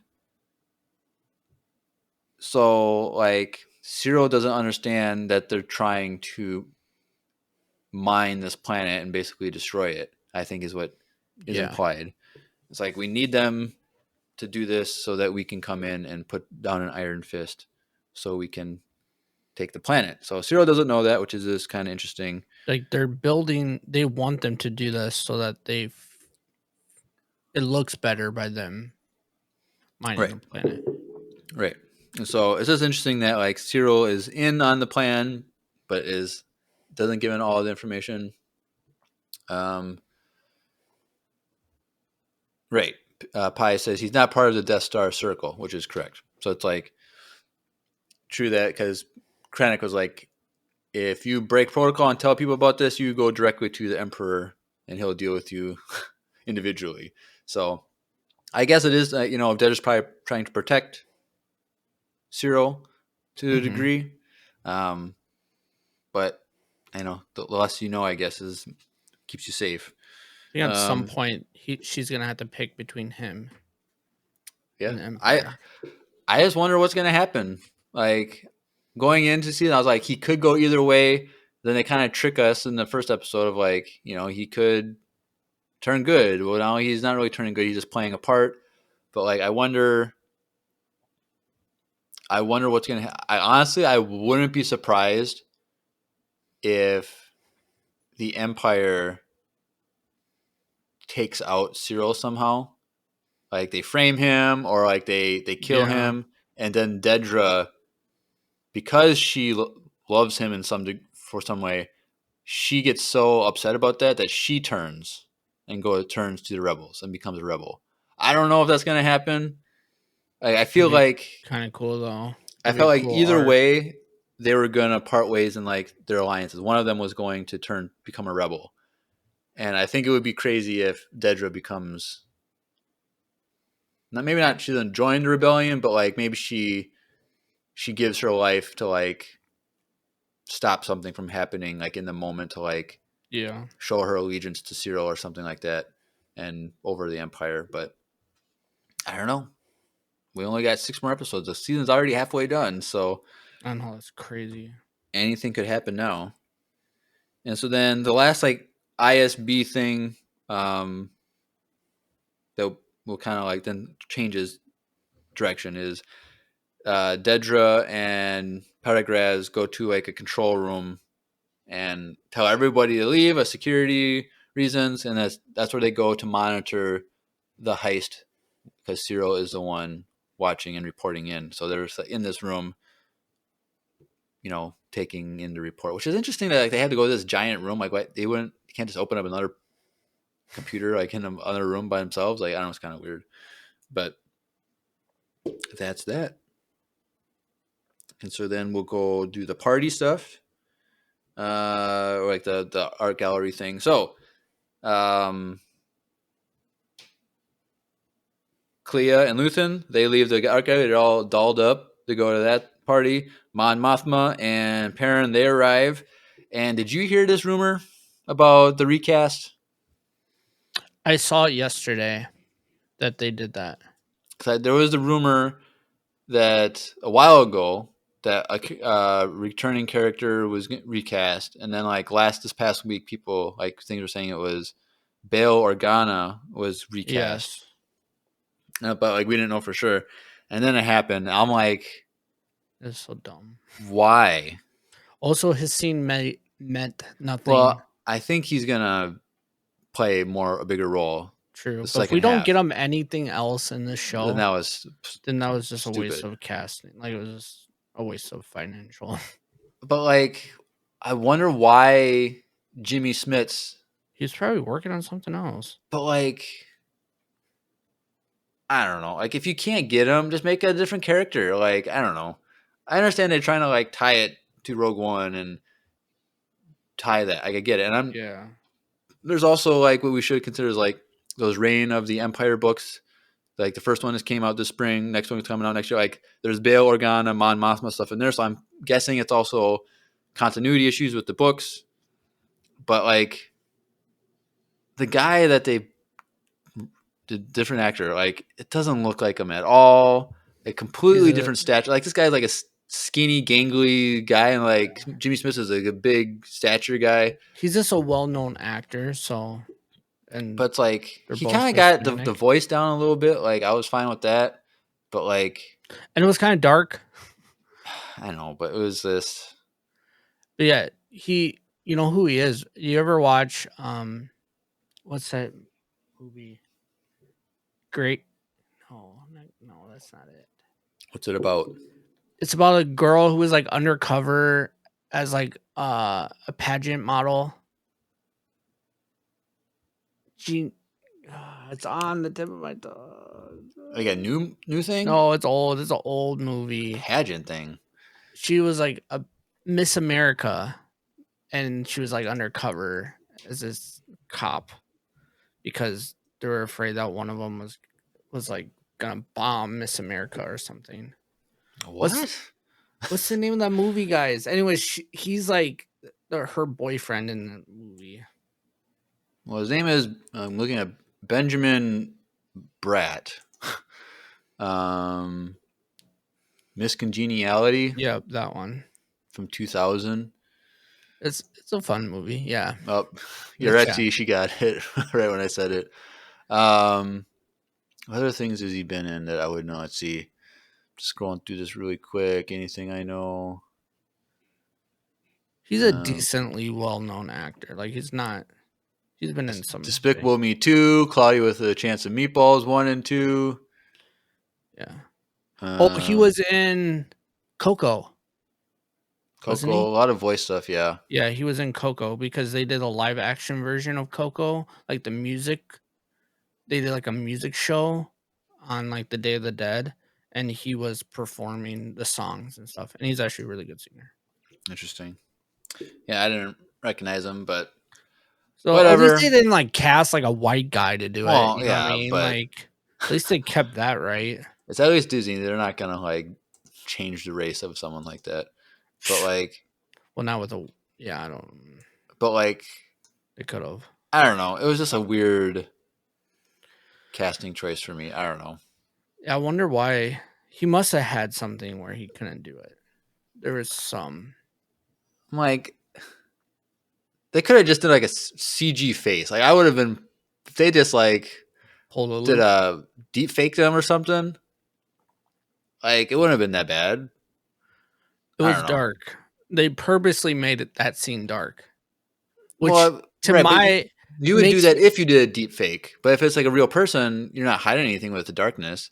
No, but they kind of make it like seem less distracting that he's a different character.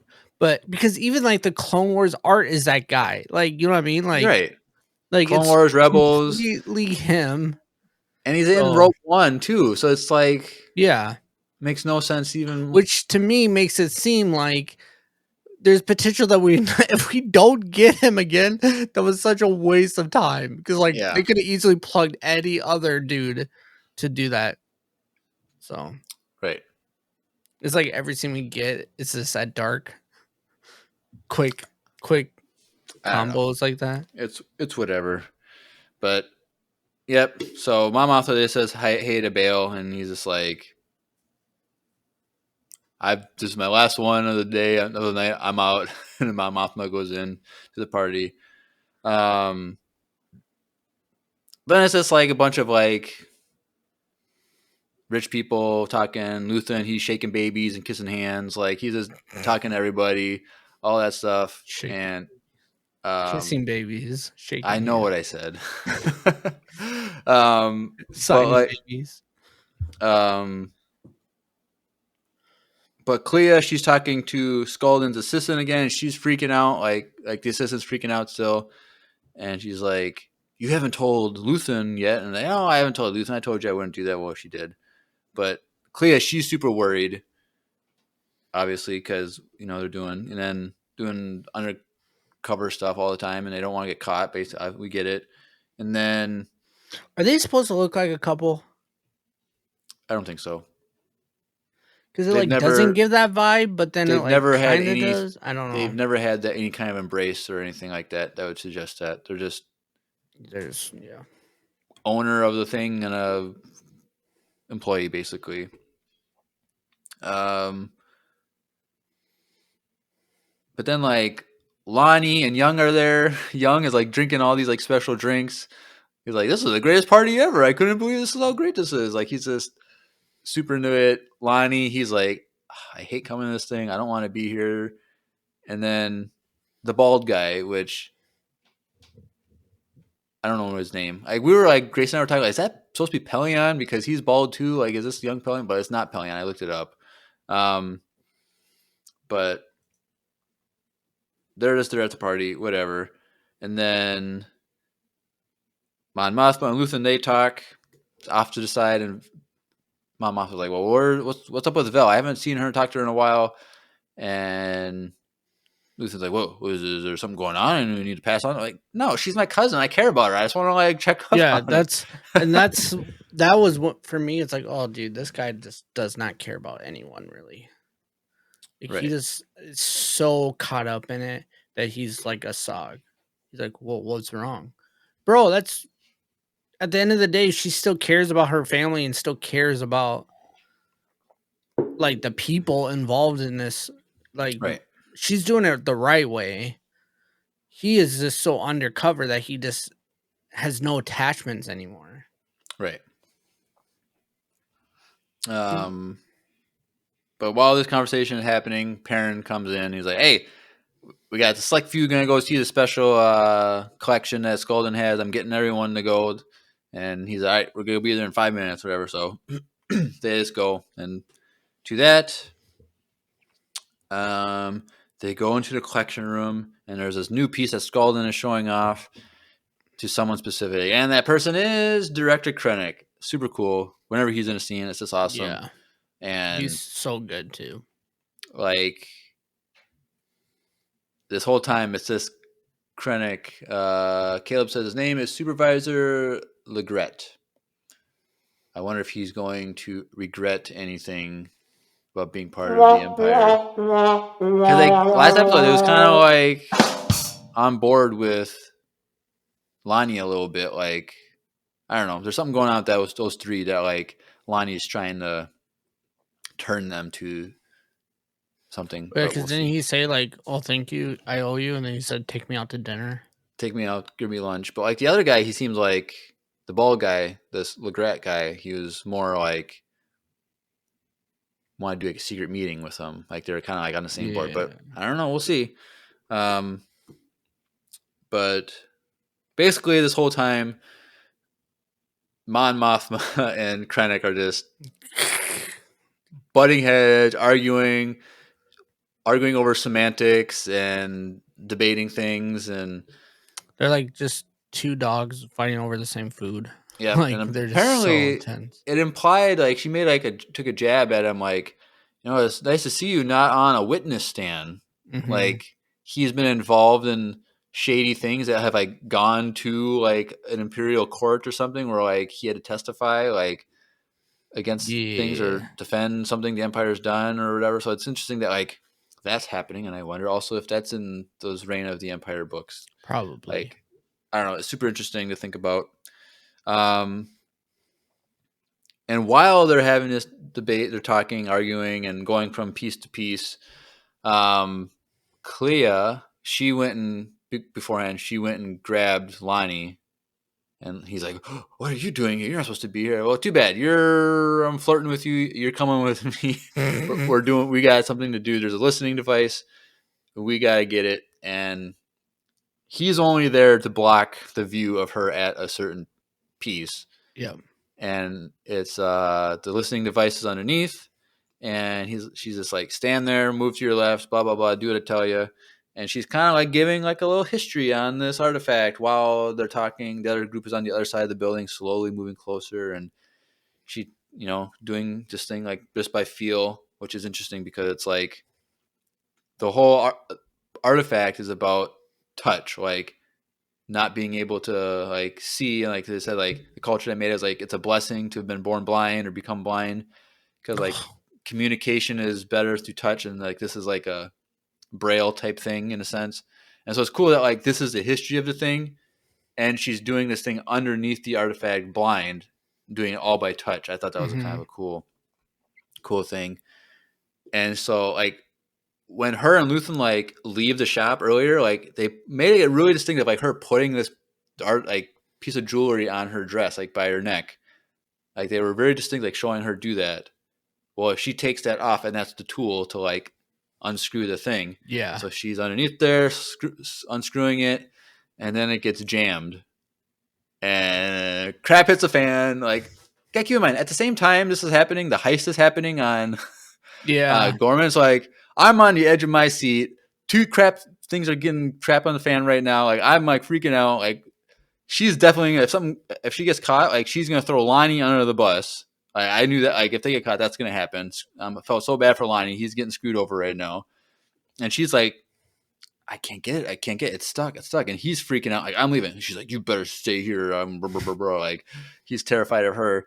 And she's like, I need you to hold this really tight because I can't get it. And she's like twisting it, and then like her hand starts bleeding. I was like, because she's my turning God. so hard. Like I thought what she was gonna do was like, the whole like, can you open a pickle jar thing from like, all right, we're switching sides, Lonnie, so that like, at least the blame would be on him for like trying to like the blood would be on his hands in a sense, like he's like trying to do it for her. But she don't need no man. She got it done. But we didn't even know she got it done. Oh, right. But like she didn't ask for help. She just needed to hold the table. Let me get it. I totally thought that there was going to be like blood on the ground. Like when they got to it, like they were going to like see blood dropping on the ground. Get on like, what's his name? Shoe or his outfit. Right. Krennic's shoe, like that make him angry. But, or like somehow like blood splatter got on top of the thing or whatever, like when she was done. Like, and cause Skullduggan, he went to the piece and like rubbed his hands on it and touched it. And then like, is he going to see a drop of blood on his artifact? Like I thought it was going to happen. And it didn't. And then Lonnie, he does his part, like, cause Krennic asked Clea, like, oh, I hear this is your favorite piece. And she's about to panic. Like, why? I don't understand why she didn't just start talking. But like, yeah, why did she make Homeboy do it? I don't know. To get attention off of her, I guess. I don't know. So like since he started talking, it's like, yeah, I just told her the lesson that Clea just gave him. Like, oh, that's very interesting. Cool. Blah blah blah blah blah. Like he made a joke. What was his joke? I forget. But it was something like, it's pretty much he was saying it's stupid that they think that blind people are. Oh, Krennic made a joke. Yeah. Like I know a lot of people that are the same way. Yeah. But yeah. So, and then afterwards, they're walking. Clea and Luthen are walking out, and she's like, "Here, I got your piece. Awesome." And he made a joke. Man, we should have killed Director Krennic while we were here. Like, and then Clea starts laughing. Like, that's the spirit. Because he was freaking out this whole episode, whatever, and like he's finally like got some relief. Okay, I have a win. Like we're safe. Yeah. But also, they could have just killed the Death Star. If they don't know, but if they would have just killed Krennic right there, like the Death Star would have been dead. Like, right. The potential was just dangling in front of them. Because it could have been like if they had to if they knew about the Death Star and they had to they would just poison his drink or something like that. Like, here, here's a drink. But they didn't do that. Right. So then that just brings us to the heist stuff. So So there's just a scene where Vel and Cinta, they just go over the plan with the rebels. Like they have kind of like a rudimentary like street map with like stuff they built or whatever, and which is kind of interesting that like they had like the model last episode or last season with like the Eldani stuff. Like they had a model to like walk through the plan. Like I thought it was kind of interesting. And I really like Vel in the scene. She was just like to the point, very stern, like yelling at people, putting them in their place. Like, we have this plan, just follow orders, follow chain of command, don't deviate. If you just do this, we'll be fine. But like, the one guy, he's like trying to be like, I talk when I want to talk. I don't not told to do. And then like the driver chick, she was like not confident, seemed like what she was doing. And then, there's kind of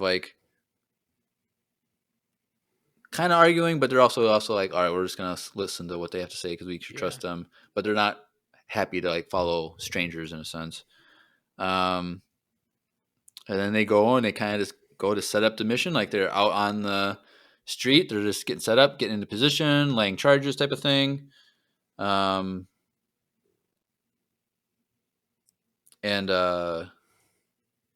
Cyril, this whole time, he's watching from a distance, like on a rooftop.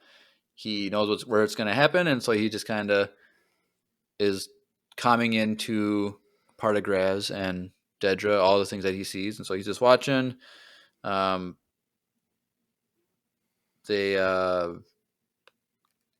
like I said, they set the charges, they're getting into place, and then it's just kind of waiting for the truck to come, and when the truck comes by, Vel, she sets the charges off, and it's like a disabling charge, like a shock thing, and so like hits the ground, tears up the street, and then Cinta, apparently Spider-Man or something, like Spider Wendy or whatever, like she jumps off the roof, plants another charge, rolls off, jumps off, and it shocks it again, and it disables the vehicle even further, and like unlocks like the cargo thing, which I was like, dang, I didn't know Cinta could do this. Like I know she did some crazy stuff last season with like scuba diving and stuff like that, but like, oh dang. And so they just start unloading, and they have like the pipe going down from the street to the lower level, and they're just putting. It was a good plan. Yeah, like it made sense and perfect timing, and they just were unloading, and doing this thing. And then at one point, like an old lady comes down the street, and the lady that's supposed to be the getaway driver, like steers her away, and like, oh, then were they later speaking French?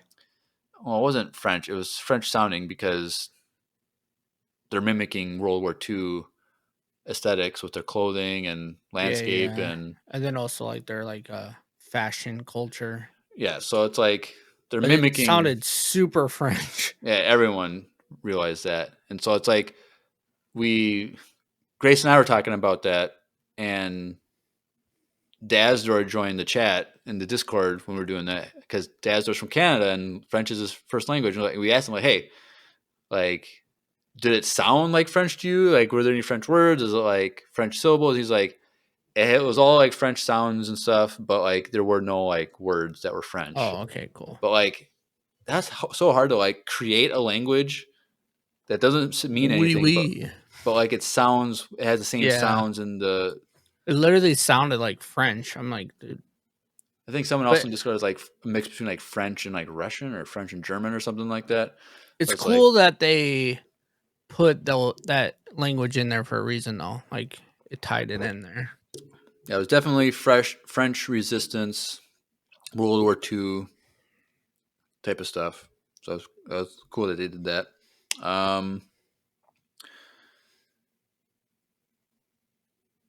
So because the driver lady took the old lady away, she went, missing. Like we don't know where she went. So Vel goes after to try and find the driver. And so she's gone from the main site. And this is when the guy from like the town meeting in the first episode, who was like, talking about like his grievances against the Empire and all that jazz, he shows up. He sees the commotion. He goes out there, and wants to see what's going on, and the young guy, the spider salesman, tries to stop him. Like, no, you need to go leave. You need to leave. Well, this guy is much bigger and stronger than this guy, and so like he just told him to the side. So then the guy pulls out a gun and points it at the bigger guy, and I was like, oh, he brought a gun when he wasn't supposed, because no one was supposed to bring it. Only Val and Cinta were supposed to have weapons. Everyone else was supposed to be unarmed, and like this plan is gonna go to crap now. And the bigger guy was like, do you even know how to use that? Basically, blah blah blah. Like that better be a toy gun, blah blah blah, or something. Because I'm just gonna take it from you. Well, then they start fighting, like wrestling, and then one shot goes off. I'm like, oh dang. You know, stormtroopers are gonna come. The ISP is gonna be alerted, like they're coming. But someone got shot. We don't know who it was. Like Ciro's like, there's been a shot fired, one shot. I can't see what's going on. It's out of view. Blah blah blah. And you know, part of Grad's like, call in, you know, the whatever, the alert the authorities or whatever. And you know, because Val wasn't there, like she couldn't like stop the confrontation before it happened, type of thing. So she runs out after she heard the shot, and there's someone laying on the ground. And I thought it was the other woman, Enza, because like the shot goes off and it goes to her first. And I thought maybe she was like a shock on her face, like she's been hit. And then Val goes over there, rolls over the body, and it's Cinta. And I felt so bad. Like, of course it's going to be one of them. Of course, like, why didn't I see this coming? Like, I was so as soon mad. as that shot went off, I'm like, oh, one of those two girls are getting shot. I didn't know which one, but I knew one of them was going to get shot. Yeah, because it only makes sense that they weren't allowed to be with each other for 2 years. They finally got back together. Like Cinta literally said, like, I'm only doing this because I knew you were on this, like vice versa. right. Like they pretty much told Luthen that they're doing this mission and they want to do it together, and that's all they're gonna like. They're doing that. Yep. And then I was like, one of them. As soon as that shot went off, I'm like, one of them died. And I was kind of hoping it was the other one because that would make Mon pissed. Like it would have caused a lot of problems, but right. it still is going to cause problems. But right. And so clearly, you know, Val, she's distraught. And what really pissed me off kind of was like the guy that showed up that caused the confrontation. That caused the issue picks her up and takes her. Like takes the body. Like, and like, oh, my bad. I guess I'll help out, like carry the body. That made me pissed too. Like he's getting whatever. So he goes down, they whatever. They go down the tunnel with all that they had. They pack up, and as the the security comes, like you see them pull away on the street below, and then the guy that shot Cinta starts crying, and Val just rips into him, dude. Like I kind of wish she would have killed him. Man, I don't know. Like I think that would have been dope. She told him all that stuff and just took him. No, she wanted him to suffer with that guilt for the rest of it. Like she made that. She said that, yeah. But it's that's like, gonna be your skin. You can't. You're gonna get rid wear of this like skin, and I'm like, dang it, dude. Like, I don't know. Like, nothing like that has ever happened to me. But like, I can't imagine me freaking out like that. But like, the love of your life, like, gets shot and killed on accident by someone who didn't follow rules. Like, how would someone react? And I think makes sense. 100% like that. But like, I don't know. Like I mean, we've seen versions of it too, like in war movies where like one of the guys accidentally shot their own like brother, right? Like in the pit or whatever during like World War II films. So like that kind of stuff happens in war, right? So, but like, I wonder, like, now what is Val's for next arc a year later? What is she going to be doing? Is she still going to be working for the rebellion, like for Luthen stuff, or is she going to be like MIA? Like, is she just going to be off on her own? Like, she could survive on her own. Like, she's so good at what she does. Like, she could just she's a boss, go somewhere that Luthen I think she wouldn't could find just her like either that or maybe she just works with Mon like directly. Possibly. Like, I think I wouldn't be surprised if Vel dies by the end of the season. I think everyone's going to die. Like, all we need is Well, Bix, Mon and I feel like Cassian is to live. I think Willman's gonna die. Bix is gonna die. I think Luthen's gonna get caught and Luthen's killed. gonna get caught and You hung know, or something. like, so I don't know. It's kind of rough. Luthen's gonna have a really intense death for sure. Do you think he's gonna go out saving someone, like saving Cassian so he can escape or something like that, or do you think he's gonna like To have like a redemption arc. do you think he's gonna get like caught by the Empire, like where he's cornered and he's having a shootout with the Empire and he gets shot and killed, like trying to escape or something? Like, I don't know. Could go either way, but He deserves a public death. okay. Like I think for the Empire, like if they actually catch him and like what actually happens, like it would make sense that they like publicly display his death. Right. And it's like, half the show is hunting down Axis. Like that's the whole point of like all this stuff. So it's like to build up the story, like the Empire has to figure it out at some point. Mm-hmm. And I guess it's just how does Luthen respond by getting caught and doing a shootout, or if he gives his life saving someone else. Like either way, I think he's gonna get caught by all this. So I don't know. Yep. It's gonna be good, however they do it. Yep. But the last scene is with Bix and Cassian. So it's late in the middle of the night, and we see Dr. Gorst walking into a building, and he's holding a to-go box with a fancy dessert of some sort. Probably left one of those parties. Right. And so he's going back to his place. He goes in, but I don't think it was his apartment really, because like he goes into like an office where there's. It seemed like he went back to his office or something. Unless, a torture chamber is home for him. Like, I wouldn't doubt that. Maybe. But yeah, it seemed like he went back to his office, like he forgot something or he had to go work on something that night. Right. And so he goes into his thing, and you see in the corner someone. I'm like, huh? Like, I didn't know what was going on. Bro, like, I knew right away. As soon as I saw that guy's face, I'm like, oh. I didn't know because they're going to get rid of these dreams real quick. Like, let's get rid of these dreams. Because I didn't, connect the dot that the flashing light earlier in the episode was to do this mission until the second time I watched it. Yeah.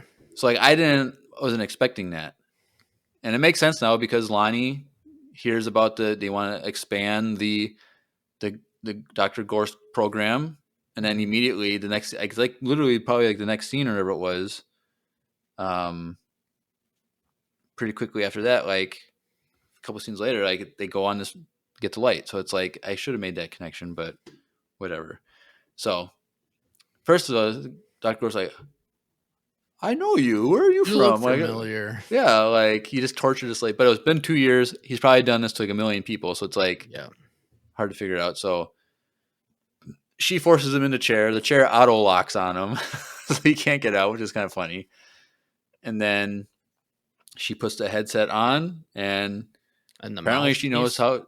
Yeah, and covers his mouth so he can't scream, because he could scream for help.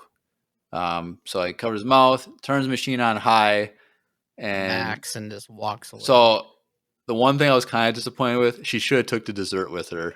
Oh, that would have been dope. Take the dessert that he was going to have, just so she can have a little fun. Or like started eating it in front of him as he's right. Yeah. But like, dang, Jeremiah's dark. I don't know, but like.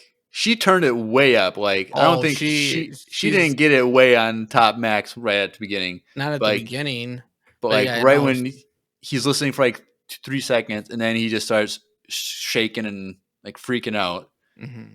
She's walking out. Like security guard is like, "You're not supposed to be here," and shoots him. That was from the trailer, and we're like, "Who is that lady?" I don't think we thought it was Bix. Let's see, what does Caleb say? He says, I feel like Bix killing the guard on the way out shows a really good contrast between how she felt at the beginning of the episode 4 about innocent killing, and now at the end, and then at the end of the episode 6. That is very interesting. Yeah. point. I did not think of that, Caleb. So good putting that out. Like Grace and I were debating about that pretty heavily about like what is right and what is wrong in those situations, and like right, she felt so much guilt killing an innocent person, and that guy was an innocent person, but she did what she had to do for the greater mission. Yeah, and she got rid of her dreams. Essentially, like hopefully she's not well in the sense of she's not worried about him getting back to her. You know what I mean? Right. So there is going to be some closure with that. I'm Maybe sure it's not as simple as that, like with a mental health thing. Like she's still probably going to have dreams, but she can manage it better knowing that he's dead. Yes. Or right. So we haven't gotten to his death yet, but like she gets killed or she kills the guy. She's walking out, makes a nod at like someone like, who's that off screen? Casting comes on, and then he pushes the button and it explodes. And that's from the trailer. Yeah. And I'm like, oh dang. So he gets tortured for 5 minutes while she's walking out. Depends on how fast that elevator went down. Is Gorse innocent? No, he's not innocent. Now, do I believe torturing people like that is a good thing? No, like I wouldn't do that. But like he's tortured dozens, probably hundreds of people in the last X amount of years, and put people like Bix through the same crap that they're being probably tortured still. Like, and he created the method of doing it. So. Yep. And it also stops the program from being expanded. And so now they still have the technology. I'm sure it's like on USB, like the recordings. It's on those floppy disks. Yeah. It's on. It could probably be on. What do you call it? Scarif. But then they blew up that whole thing, so who knows what data. But it slows it down for sure. Right. And so the thing in Star Wars is when you destroy something new, like it doesn't really come back. Like like in Clone Wars, like one of the first like season 1, they have that malevolence thing where it's like that thing that like disables ships. Like they had one prototype, but they couldn't redo it. Like or that ship that Andor was flying in the first episode. We never got that cool ship ever again. Right. That was a prototype. And it cost them a lot of money and it can get stolen. So they were like, nah, can't it? But then we see like Leia got tortured, not by that thing. She's tortured by like a ball with needles sticking out of it. That's just a general generic torture device. I don't think they bring back torture devices. Right. So yeah, and so then they kind of walk off into the symbolic sunset. Like they did a mission together. It was for the Empire, but it was also for like the rebellion, but it was also for themselves personally to like take control of their own destiny in a sense with what they're going through. So that's it. That's episodes 5 and 6, and that is the second arc of Andor, all done. Yeah. So I guess halfway there. I guess already. Next week is the massacre, the Gorman massacre. A year later. Yep. So they have to like start implementing the mining, and they're gonna finish that armory, and they're gonna take over the planet, and they're gonna use. I love what I really enjoyed is like, for instance, Bix, right? The last season, she looked tired. She looked worn out. She had a situation or not last season, I should say, in the last arc, and she had a situation that like damaged her. And then this season, you see a year later how broken she looks and how broken she is. So like, I like that they're like developing these characters too. Like they're a year later and they all look like they're a year later. Like all these characters are changing. Like even I think that's really cool. Wilmon, like he looks way older and more like he seemed like a really nice, innocent kid, and now he's like basically forced to be a slave to Saw Gerrera and like being toughened up and all this stuff. So all these character arcs are great. They're also all gonna die. I think we're gonna get K2SO. It would have to be next arc. It has to be, right? Because by the time we get to Rogue One, there seems like there's some history between them. Yeah, and like the last arc is supposed to be literally like the day before Rogue One. So it's like next arc has to be the K2SO. I'm guessing he's on Gorman, and Cassian goes back to Gorman, and somehow, or they go on maybe the first episode they have to go capture a K2 droid, and then they reprogram it, and then that helps them do the other missions for the last 2 episodes or something. But yeah, that's it. So Gorman Massacre next week. I think we'll get the Mon Mothma live action adaptation from Rebels. We're gonna see live action Hera and Ezra and them. But who knows? All my theories have been wrong so far about this show. So, but I'm excited either way. It's going to be awesome. Yeah. So, anything else, Drew, about these episodes, this arc? Anything? No. All right. Well, let's transition to over to everyone's favorite time of every episode, voicemail time.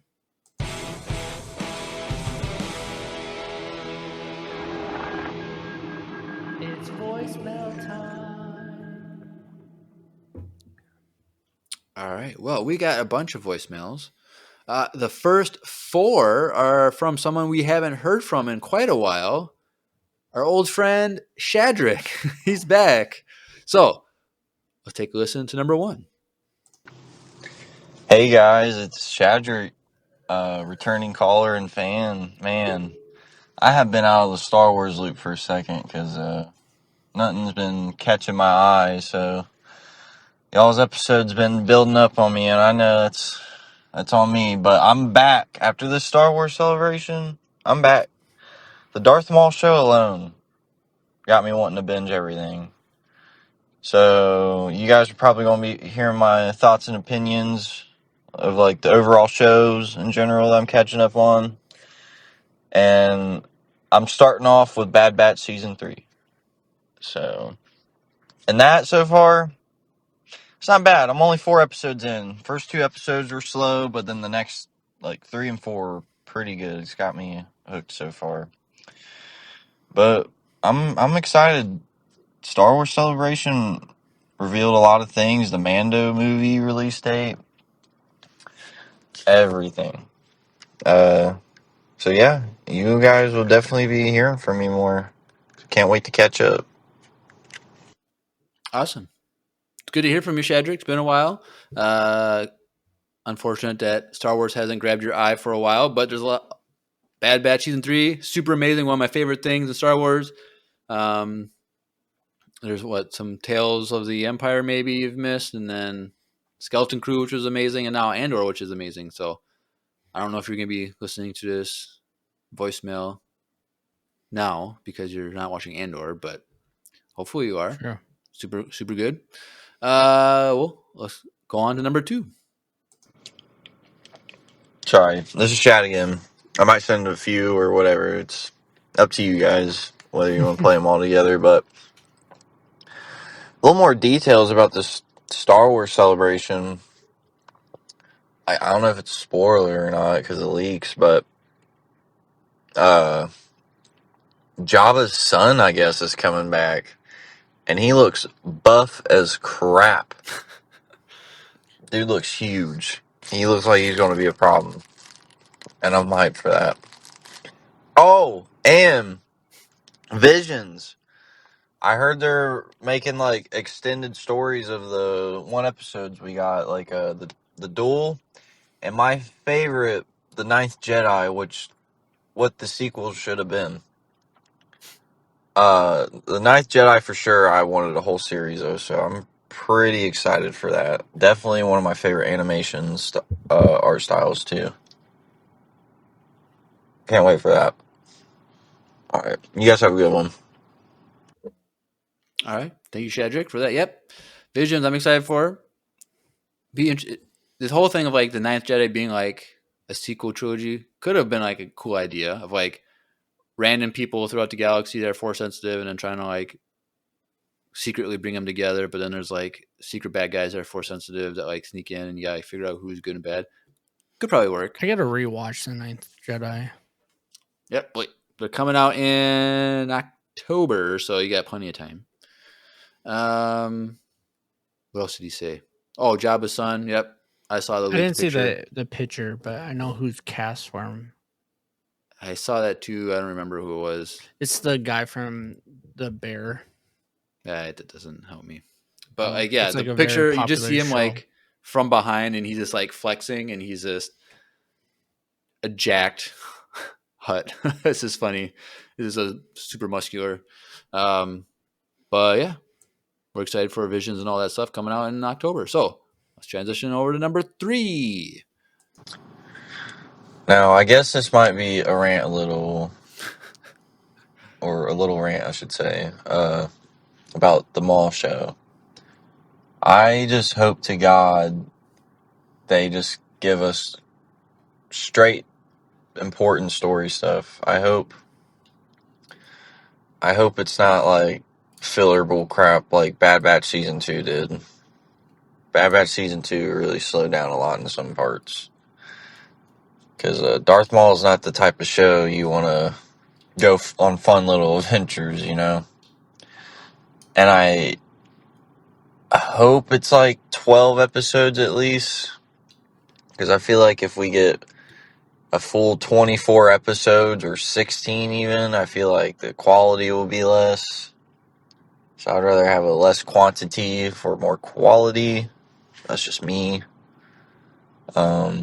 Again, I think Star Wars is allergic to having 1-hour shows. I mean, come on. Give us some hour shows. But again, I'm trying to catch up, y'all. I do miss your guys' podcast. I think the thing with, I'm gonna just send another one. I'm sorry. Okay, thank you, Shadrick. Well, first of all, we are getting an hour-long show. It was like all 3 episodes today All were of Andor 57 and 56 minutes or whatever. Yeah. So Andor's long episodes. As for like the length of the mall show, I'm guessing if it's replacing Bad Batch for like length, Bad Batch was 15 or 16 episodes a season.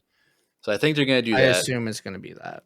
But they could drop it down to 12. I wouldn't be surprised if they do that. But like, not every episode can be nonstop action. Like, you have to have some setup episodes. They're not doing filler episodes because filler episodes don't exist on shows like that are on streaming exclusive things. Because like, you don't have to build time to like do other episodes that are more important. Like, you can just make whatever you want. And so Season 2, episode 4. there was one episode that I remember was being a filler episode that didn't matter, but it was also like a don't trust Sid thing. Yeah, episode. it got to the point, but like, I don't know. I hope it's 15, 16 episodes because you can just do more with that, get more I context. need more episodes. But and we they're don't know. Like Bad Batch, I mean, they're gonna be shorter episodes for sure. Like, yeah, they're gonna be like 25 minutes long. There might be like a finale that's an hour, right? Something like that. Because didn't the first episode Bad Batch was like an hour or something? First season 1, episode 1 was 75 minutes. Yeah, so like we might get, which that was sick. They should do that. They'll probably do that with the mall show. I hope so. Big opener. But like, what was I gonna say? I don't remember. Big opener or big closer, but yeah, it's a animation. Like, they're not gonna do. I honestly hope that there's 16 episodes and they're spaced weekly, not 3 episodes at a time. Well, they might do like a 1 week opener or like a finale. Yeah, week. 1 week they'll give us 3 or something. They've been doing, which I'm fine with, but not like, every week. But because it's an animated show, it's going to be more for kids. Even though, based on the leak trailer, it feels like it's going to be like Andor-esque, like adult action. But like, whatever, it's like they're going to be shorter, 25 to 30 minute long, maybe a couple like 35 to 40 minutes. Oh, I remember what I was going to say. So like, I've been watching The Last of Us, season 2. Mm-hmm. And what I like about HBO is that like the times that they have like on next to the episode, it's the actual episode length, not including the ending, credits and the behind like, the recap scenes, and stuff. yeah. Like, so like when you see 57 minutes, you're getting 57 minutes of the episode plus the credits plus the intro. Yep. It's like, come on, other streaming That services. show, bro, right now is You like it so far or no? so good, bro. Yep. As someone who's played the game, like, it's only 7 episodes for this season. Oh, I and didn't know that. And based on the game, which was a really long game, like took me like 36 I never hours. finished game 2. Did you start it though? Yeah, I got like halfway through, and I think It's I like, bought a different console. I think I know where they're gonna end because season 2 is this half of the first game. Like they're doing 2 seasons for the second game. So I think I know where they're gonna end for this middle point, but like they're 3 episodes in and they've done literally the first 3 hours of the game. But crap's gonna hit the fan really quick. But yes, thank you, Shadrick. Times already. We got one last one from Shadrick. Take a listen. All right, sorry, this is gonna be my last voicemail for a little bit, at least till I finish Bad Batch season 3. Yeah, like I said, I haven't been on a Star Wars kick recently because nothing's been catching my eye recently till this Star Wars celebration, or giving me the motivation, I should say. Plus, I've been watching a lot of anime. Anime has spoiled me. It's some of the best storytelling media and animation art style in general, and any like media. It's amazing. It's very mature too. For some of the content, it's pretty surprising. I think you guys should get into it one day. Still, one of my biggest dreams is you guys do an anime side podcast one day. One day, maybe when you guys are less busy with Star Wars stuff. Maybe when things are on the low, that'd be awesome. But yeah, you guys should at least watch it for fun. At least, like, anime is great. I think you guys would love it. You have a good one. Bro, you gotta tell us which one. You can't just say anime. It's like, there's literally hundreds and hundreds of anime shows. Which one? And it's like, half of them are like 800 episodes long. I'm not doing that. I would the one that I would, if we ever did that, that is not in our bingo cards at all, but if that ever did happen, we would start with Attack on Titans, because I know for a fact Jeremiah would love it so much he wouldn't be able to stop watching it. Would I be happy with that one season when they changed the animation style? The end season, it's the last season. But season 2, season 3, the final arc for season 3 is some of the best content / like, there's parts of it that I like better than Star Wars. Like, it's so good. It's like some of the best stuff. So I know for a fact, Jeremiah, you would love it. You would absolutely love it.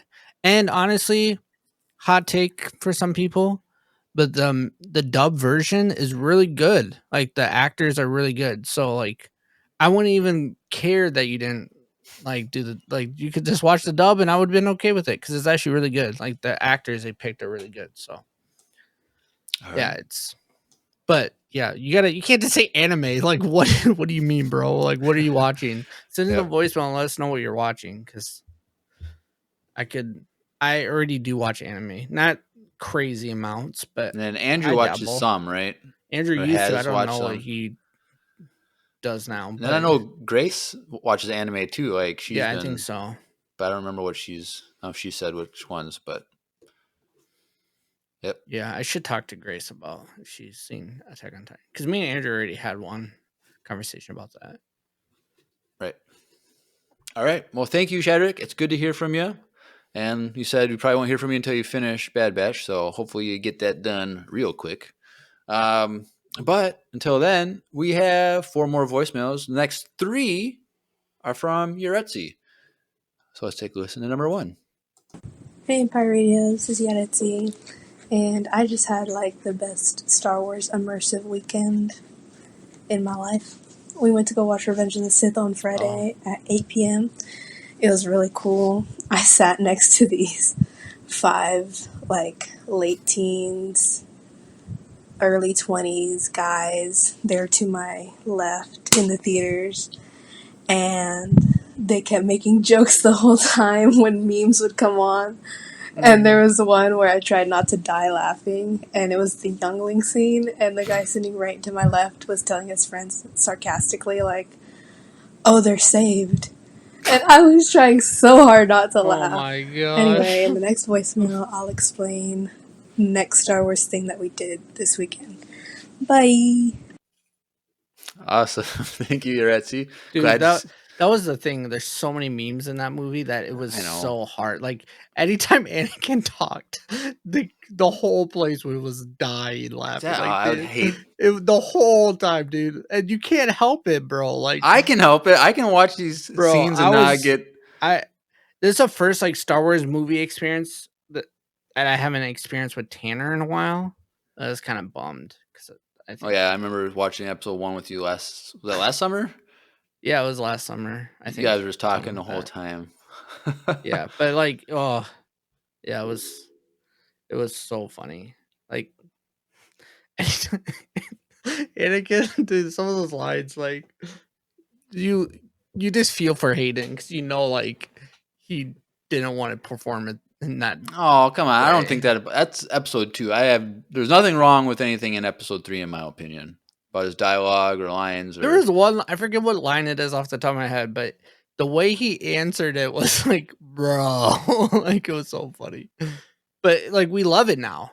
Like we love it now, so it's okay. It's fine. But you're mocking it though, so like you can really. Well, you mock the memes that come out of them, like the I high know. ground one. Like I'm watching that scene. I'm totally engaged, super emotional. Like I can't. Yeah. I can make a meme from that, but I'm not gonna like think of the meme in the moment when I'm watching it. Like it's too intense. It's hard not to when the entire theater is laughing. But that part wasn't as bad as other parts. Right. The whole All right. hello there, everyone said that at the same time. The entire gosh. theater No, was like, no, hello I'd be there. so angry. Like, So the angry. entire theater was hilarious. It was so cool. All right, thank you, Etchi. But she wanted to continue her story about her immersive Star Wars weekend. So let's take a listen. And I believe this is she did something that you recommended for her, Drew. So let's take a listen. Hey Empire Radio, this is Yadeti back with the second voicemail, and I'm going to talk about my experience with the Star Wars toy store, the Holocron. So I got the idea from Drew from a previous episode. He was talking about a Star Wars toy store in Fort Worth, so I looked into it, and the store is called the Holocron. It's actually really cool. You walk in, and there's like a Darth Vader statue, and there's a Darth Maul statue somewhere else, and they have like a vintage toy collection, and like all the toys you could dream of, Drew, that are in Star Wars, that are from Star Wars, are there. Like, it's a really good experience, and I highly recommend it if you ever go to Texas. So I actually got a Ahsoka Tano necklace, 2 posters. One of them was actually free because they were giving out free Andor Season 2 posters. And I got an Ahsoka Tano lightsaber, the white one. And yes, it is the thick one, but yes, I still love it. Oh, okay. Because it is my first lightsaber, and it just looks really cool. My little brother got a Darth Maul figure, Sith Apprentice figure from the comics. And he also got a limited edition exclusive Funko Pop with Darth Maul and Gar Saxon in his, like, Darth Maul Mandalorian suit. And my little sister got an N1 Starfighter, the one that the Mandalorian has. Anyway, bye! I want to go to that place so bad. When you said that, I was thinking that's what it was going to be. Because it's Is it like a huge place? I don't like a remember you talking warehouse. about. Well, okay, I don't know because I've never been. But from Google, it looks like a warehouse building. So it's like, have you ever been to the Source here?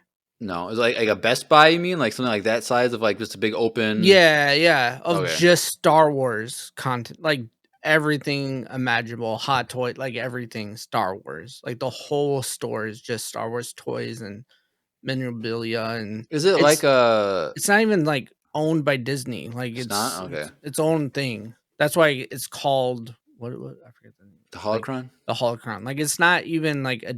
It was before Disney. Like they've been open before Disney. So like she mentioned she got like the Ahsoka sabers. So like how do they sell Ahsoka sabers? So they're selling a lot of those older original sabers now. a lot of places.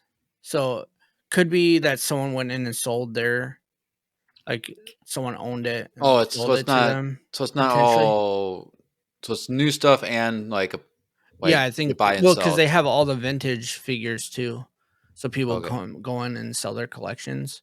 But my guess is they might have a contact with Disney and they can sell like some certain items off their website. Because Right. you can buy like some of those sabers now, like without going to Galaxy's Edge anymore. You can just buy them online Right. with skipping that whole experience. So, well, I'm jealous because I really want to go.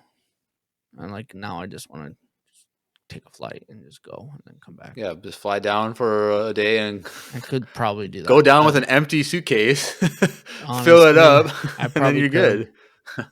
But I'm going to Japan next month, so I gotta not do stuff like that. Yep. All right. Well, thank you, Etsy. I'm glad you had a fun, immersive Star Wars weekend.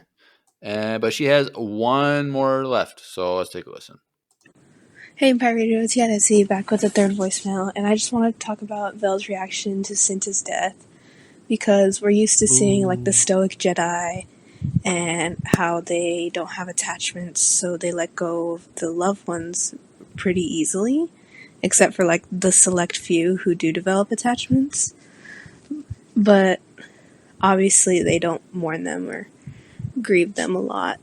So I thought Vel's reaction was really human, and it really shows you like how good of a show this is at humanizing these people, because even though I think Vel was in the wrong for calling out that kid like that, I think it showed how human these people are. Mm. And another point I wanted to make is I think Jeremiah is absolutely right about Cyril in every aspect. Cyril is one of my favorite characters in the Andor series. Like it or not, that is a hot take. I don't care.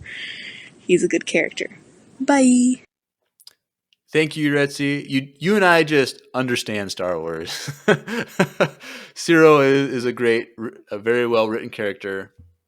I love him a lot. He's a really well written character, and to the point where I hate him. So it makes sense. Right. And respect. But she did make the comment about the contrast between like the Jedi being kind of like they let go, they don't have attachment, so like death doesn't really bother them as much. And then Vel having such a huge reaction. And so it is definitely like we've never seen like that level of accusation and emotion, like of blame on someone. I feel like other things are like animated shows where there's like a fight, but like it's not like that emotional. But like Hero is like super super deep and emotional, and the actress did a very good job. I definitely would have done. I did not feel like what she said was out of pocket. Like I agree. I said it makes sense. Yeah, but like, was it a necessary thing to do? I would say no. You don't have to do that. I feel like I don't think it doesn't fix anything. It doesn't make anything better. It doesn't help the person. I mean, it might make him a better soldier, because then he's not gonna just not listen to orders. But you could also just do it more like. But if you lost someone, oh right, but that doesn't mean you can treat them like crap. Jeremiah, if you and me were somewhere and someone killed me on accident, you wouldn't treat that person like crap?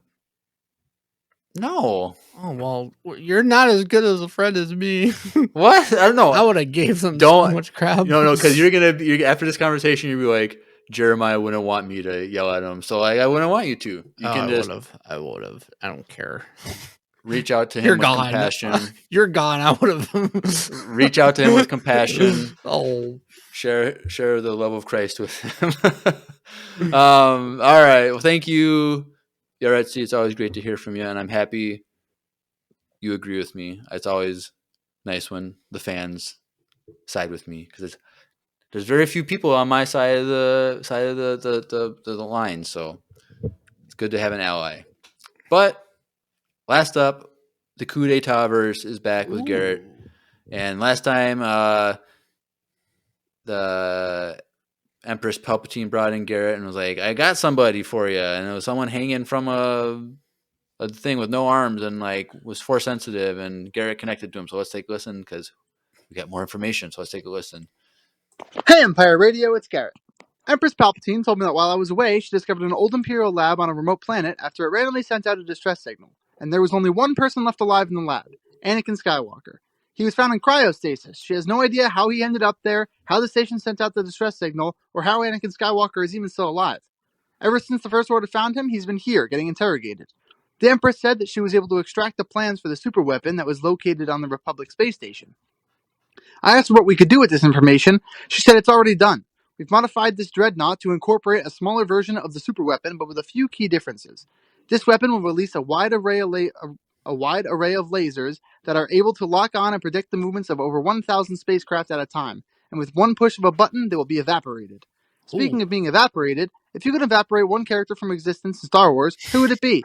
I would choose Pon Krell, because screw that guy. Thank you. So that's very interesting that Anakin Skywalker is alive because he got blown up with Obi-Wan in the Republic space station. But somehow maybe Anakin sent out that signal somehow. Like he used the Force to like push a button.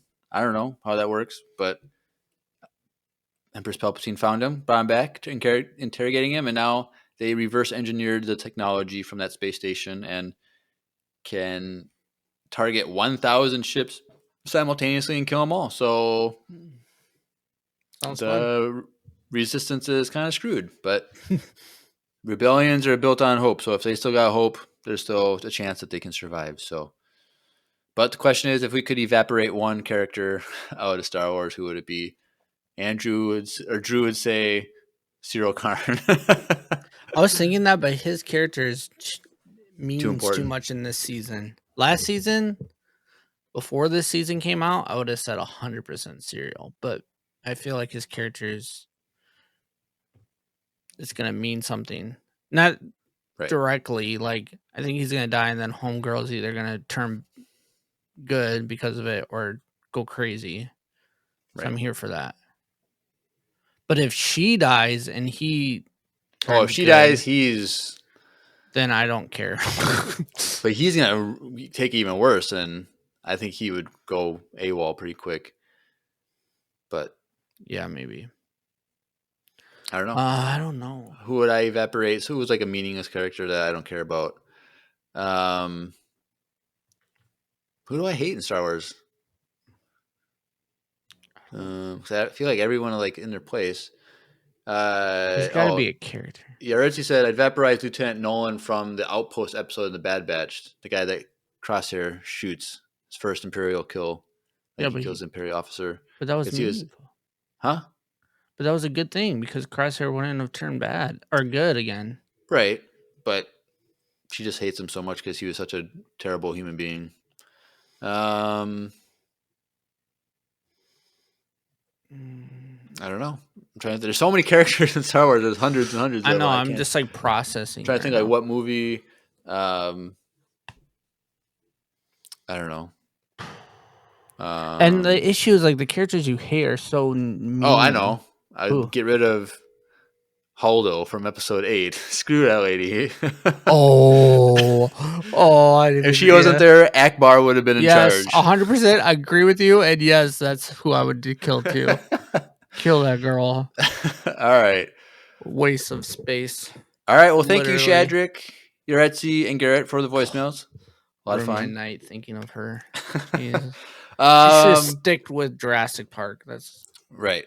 So that is this week's episodes of Andor, and we should mention that this weekend is Star Wars Day, and on Star Wars Day, Tales of the Underworld drop.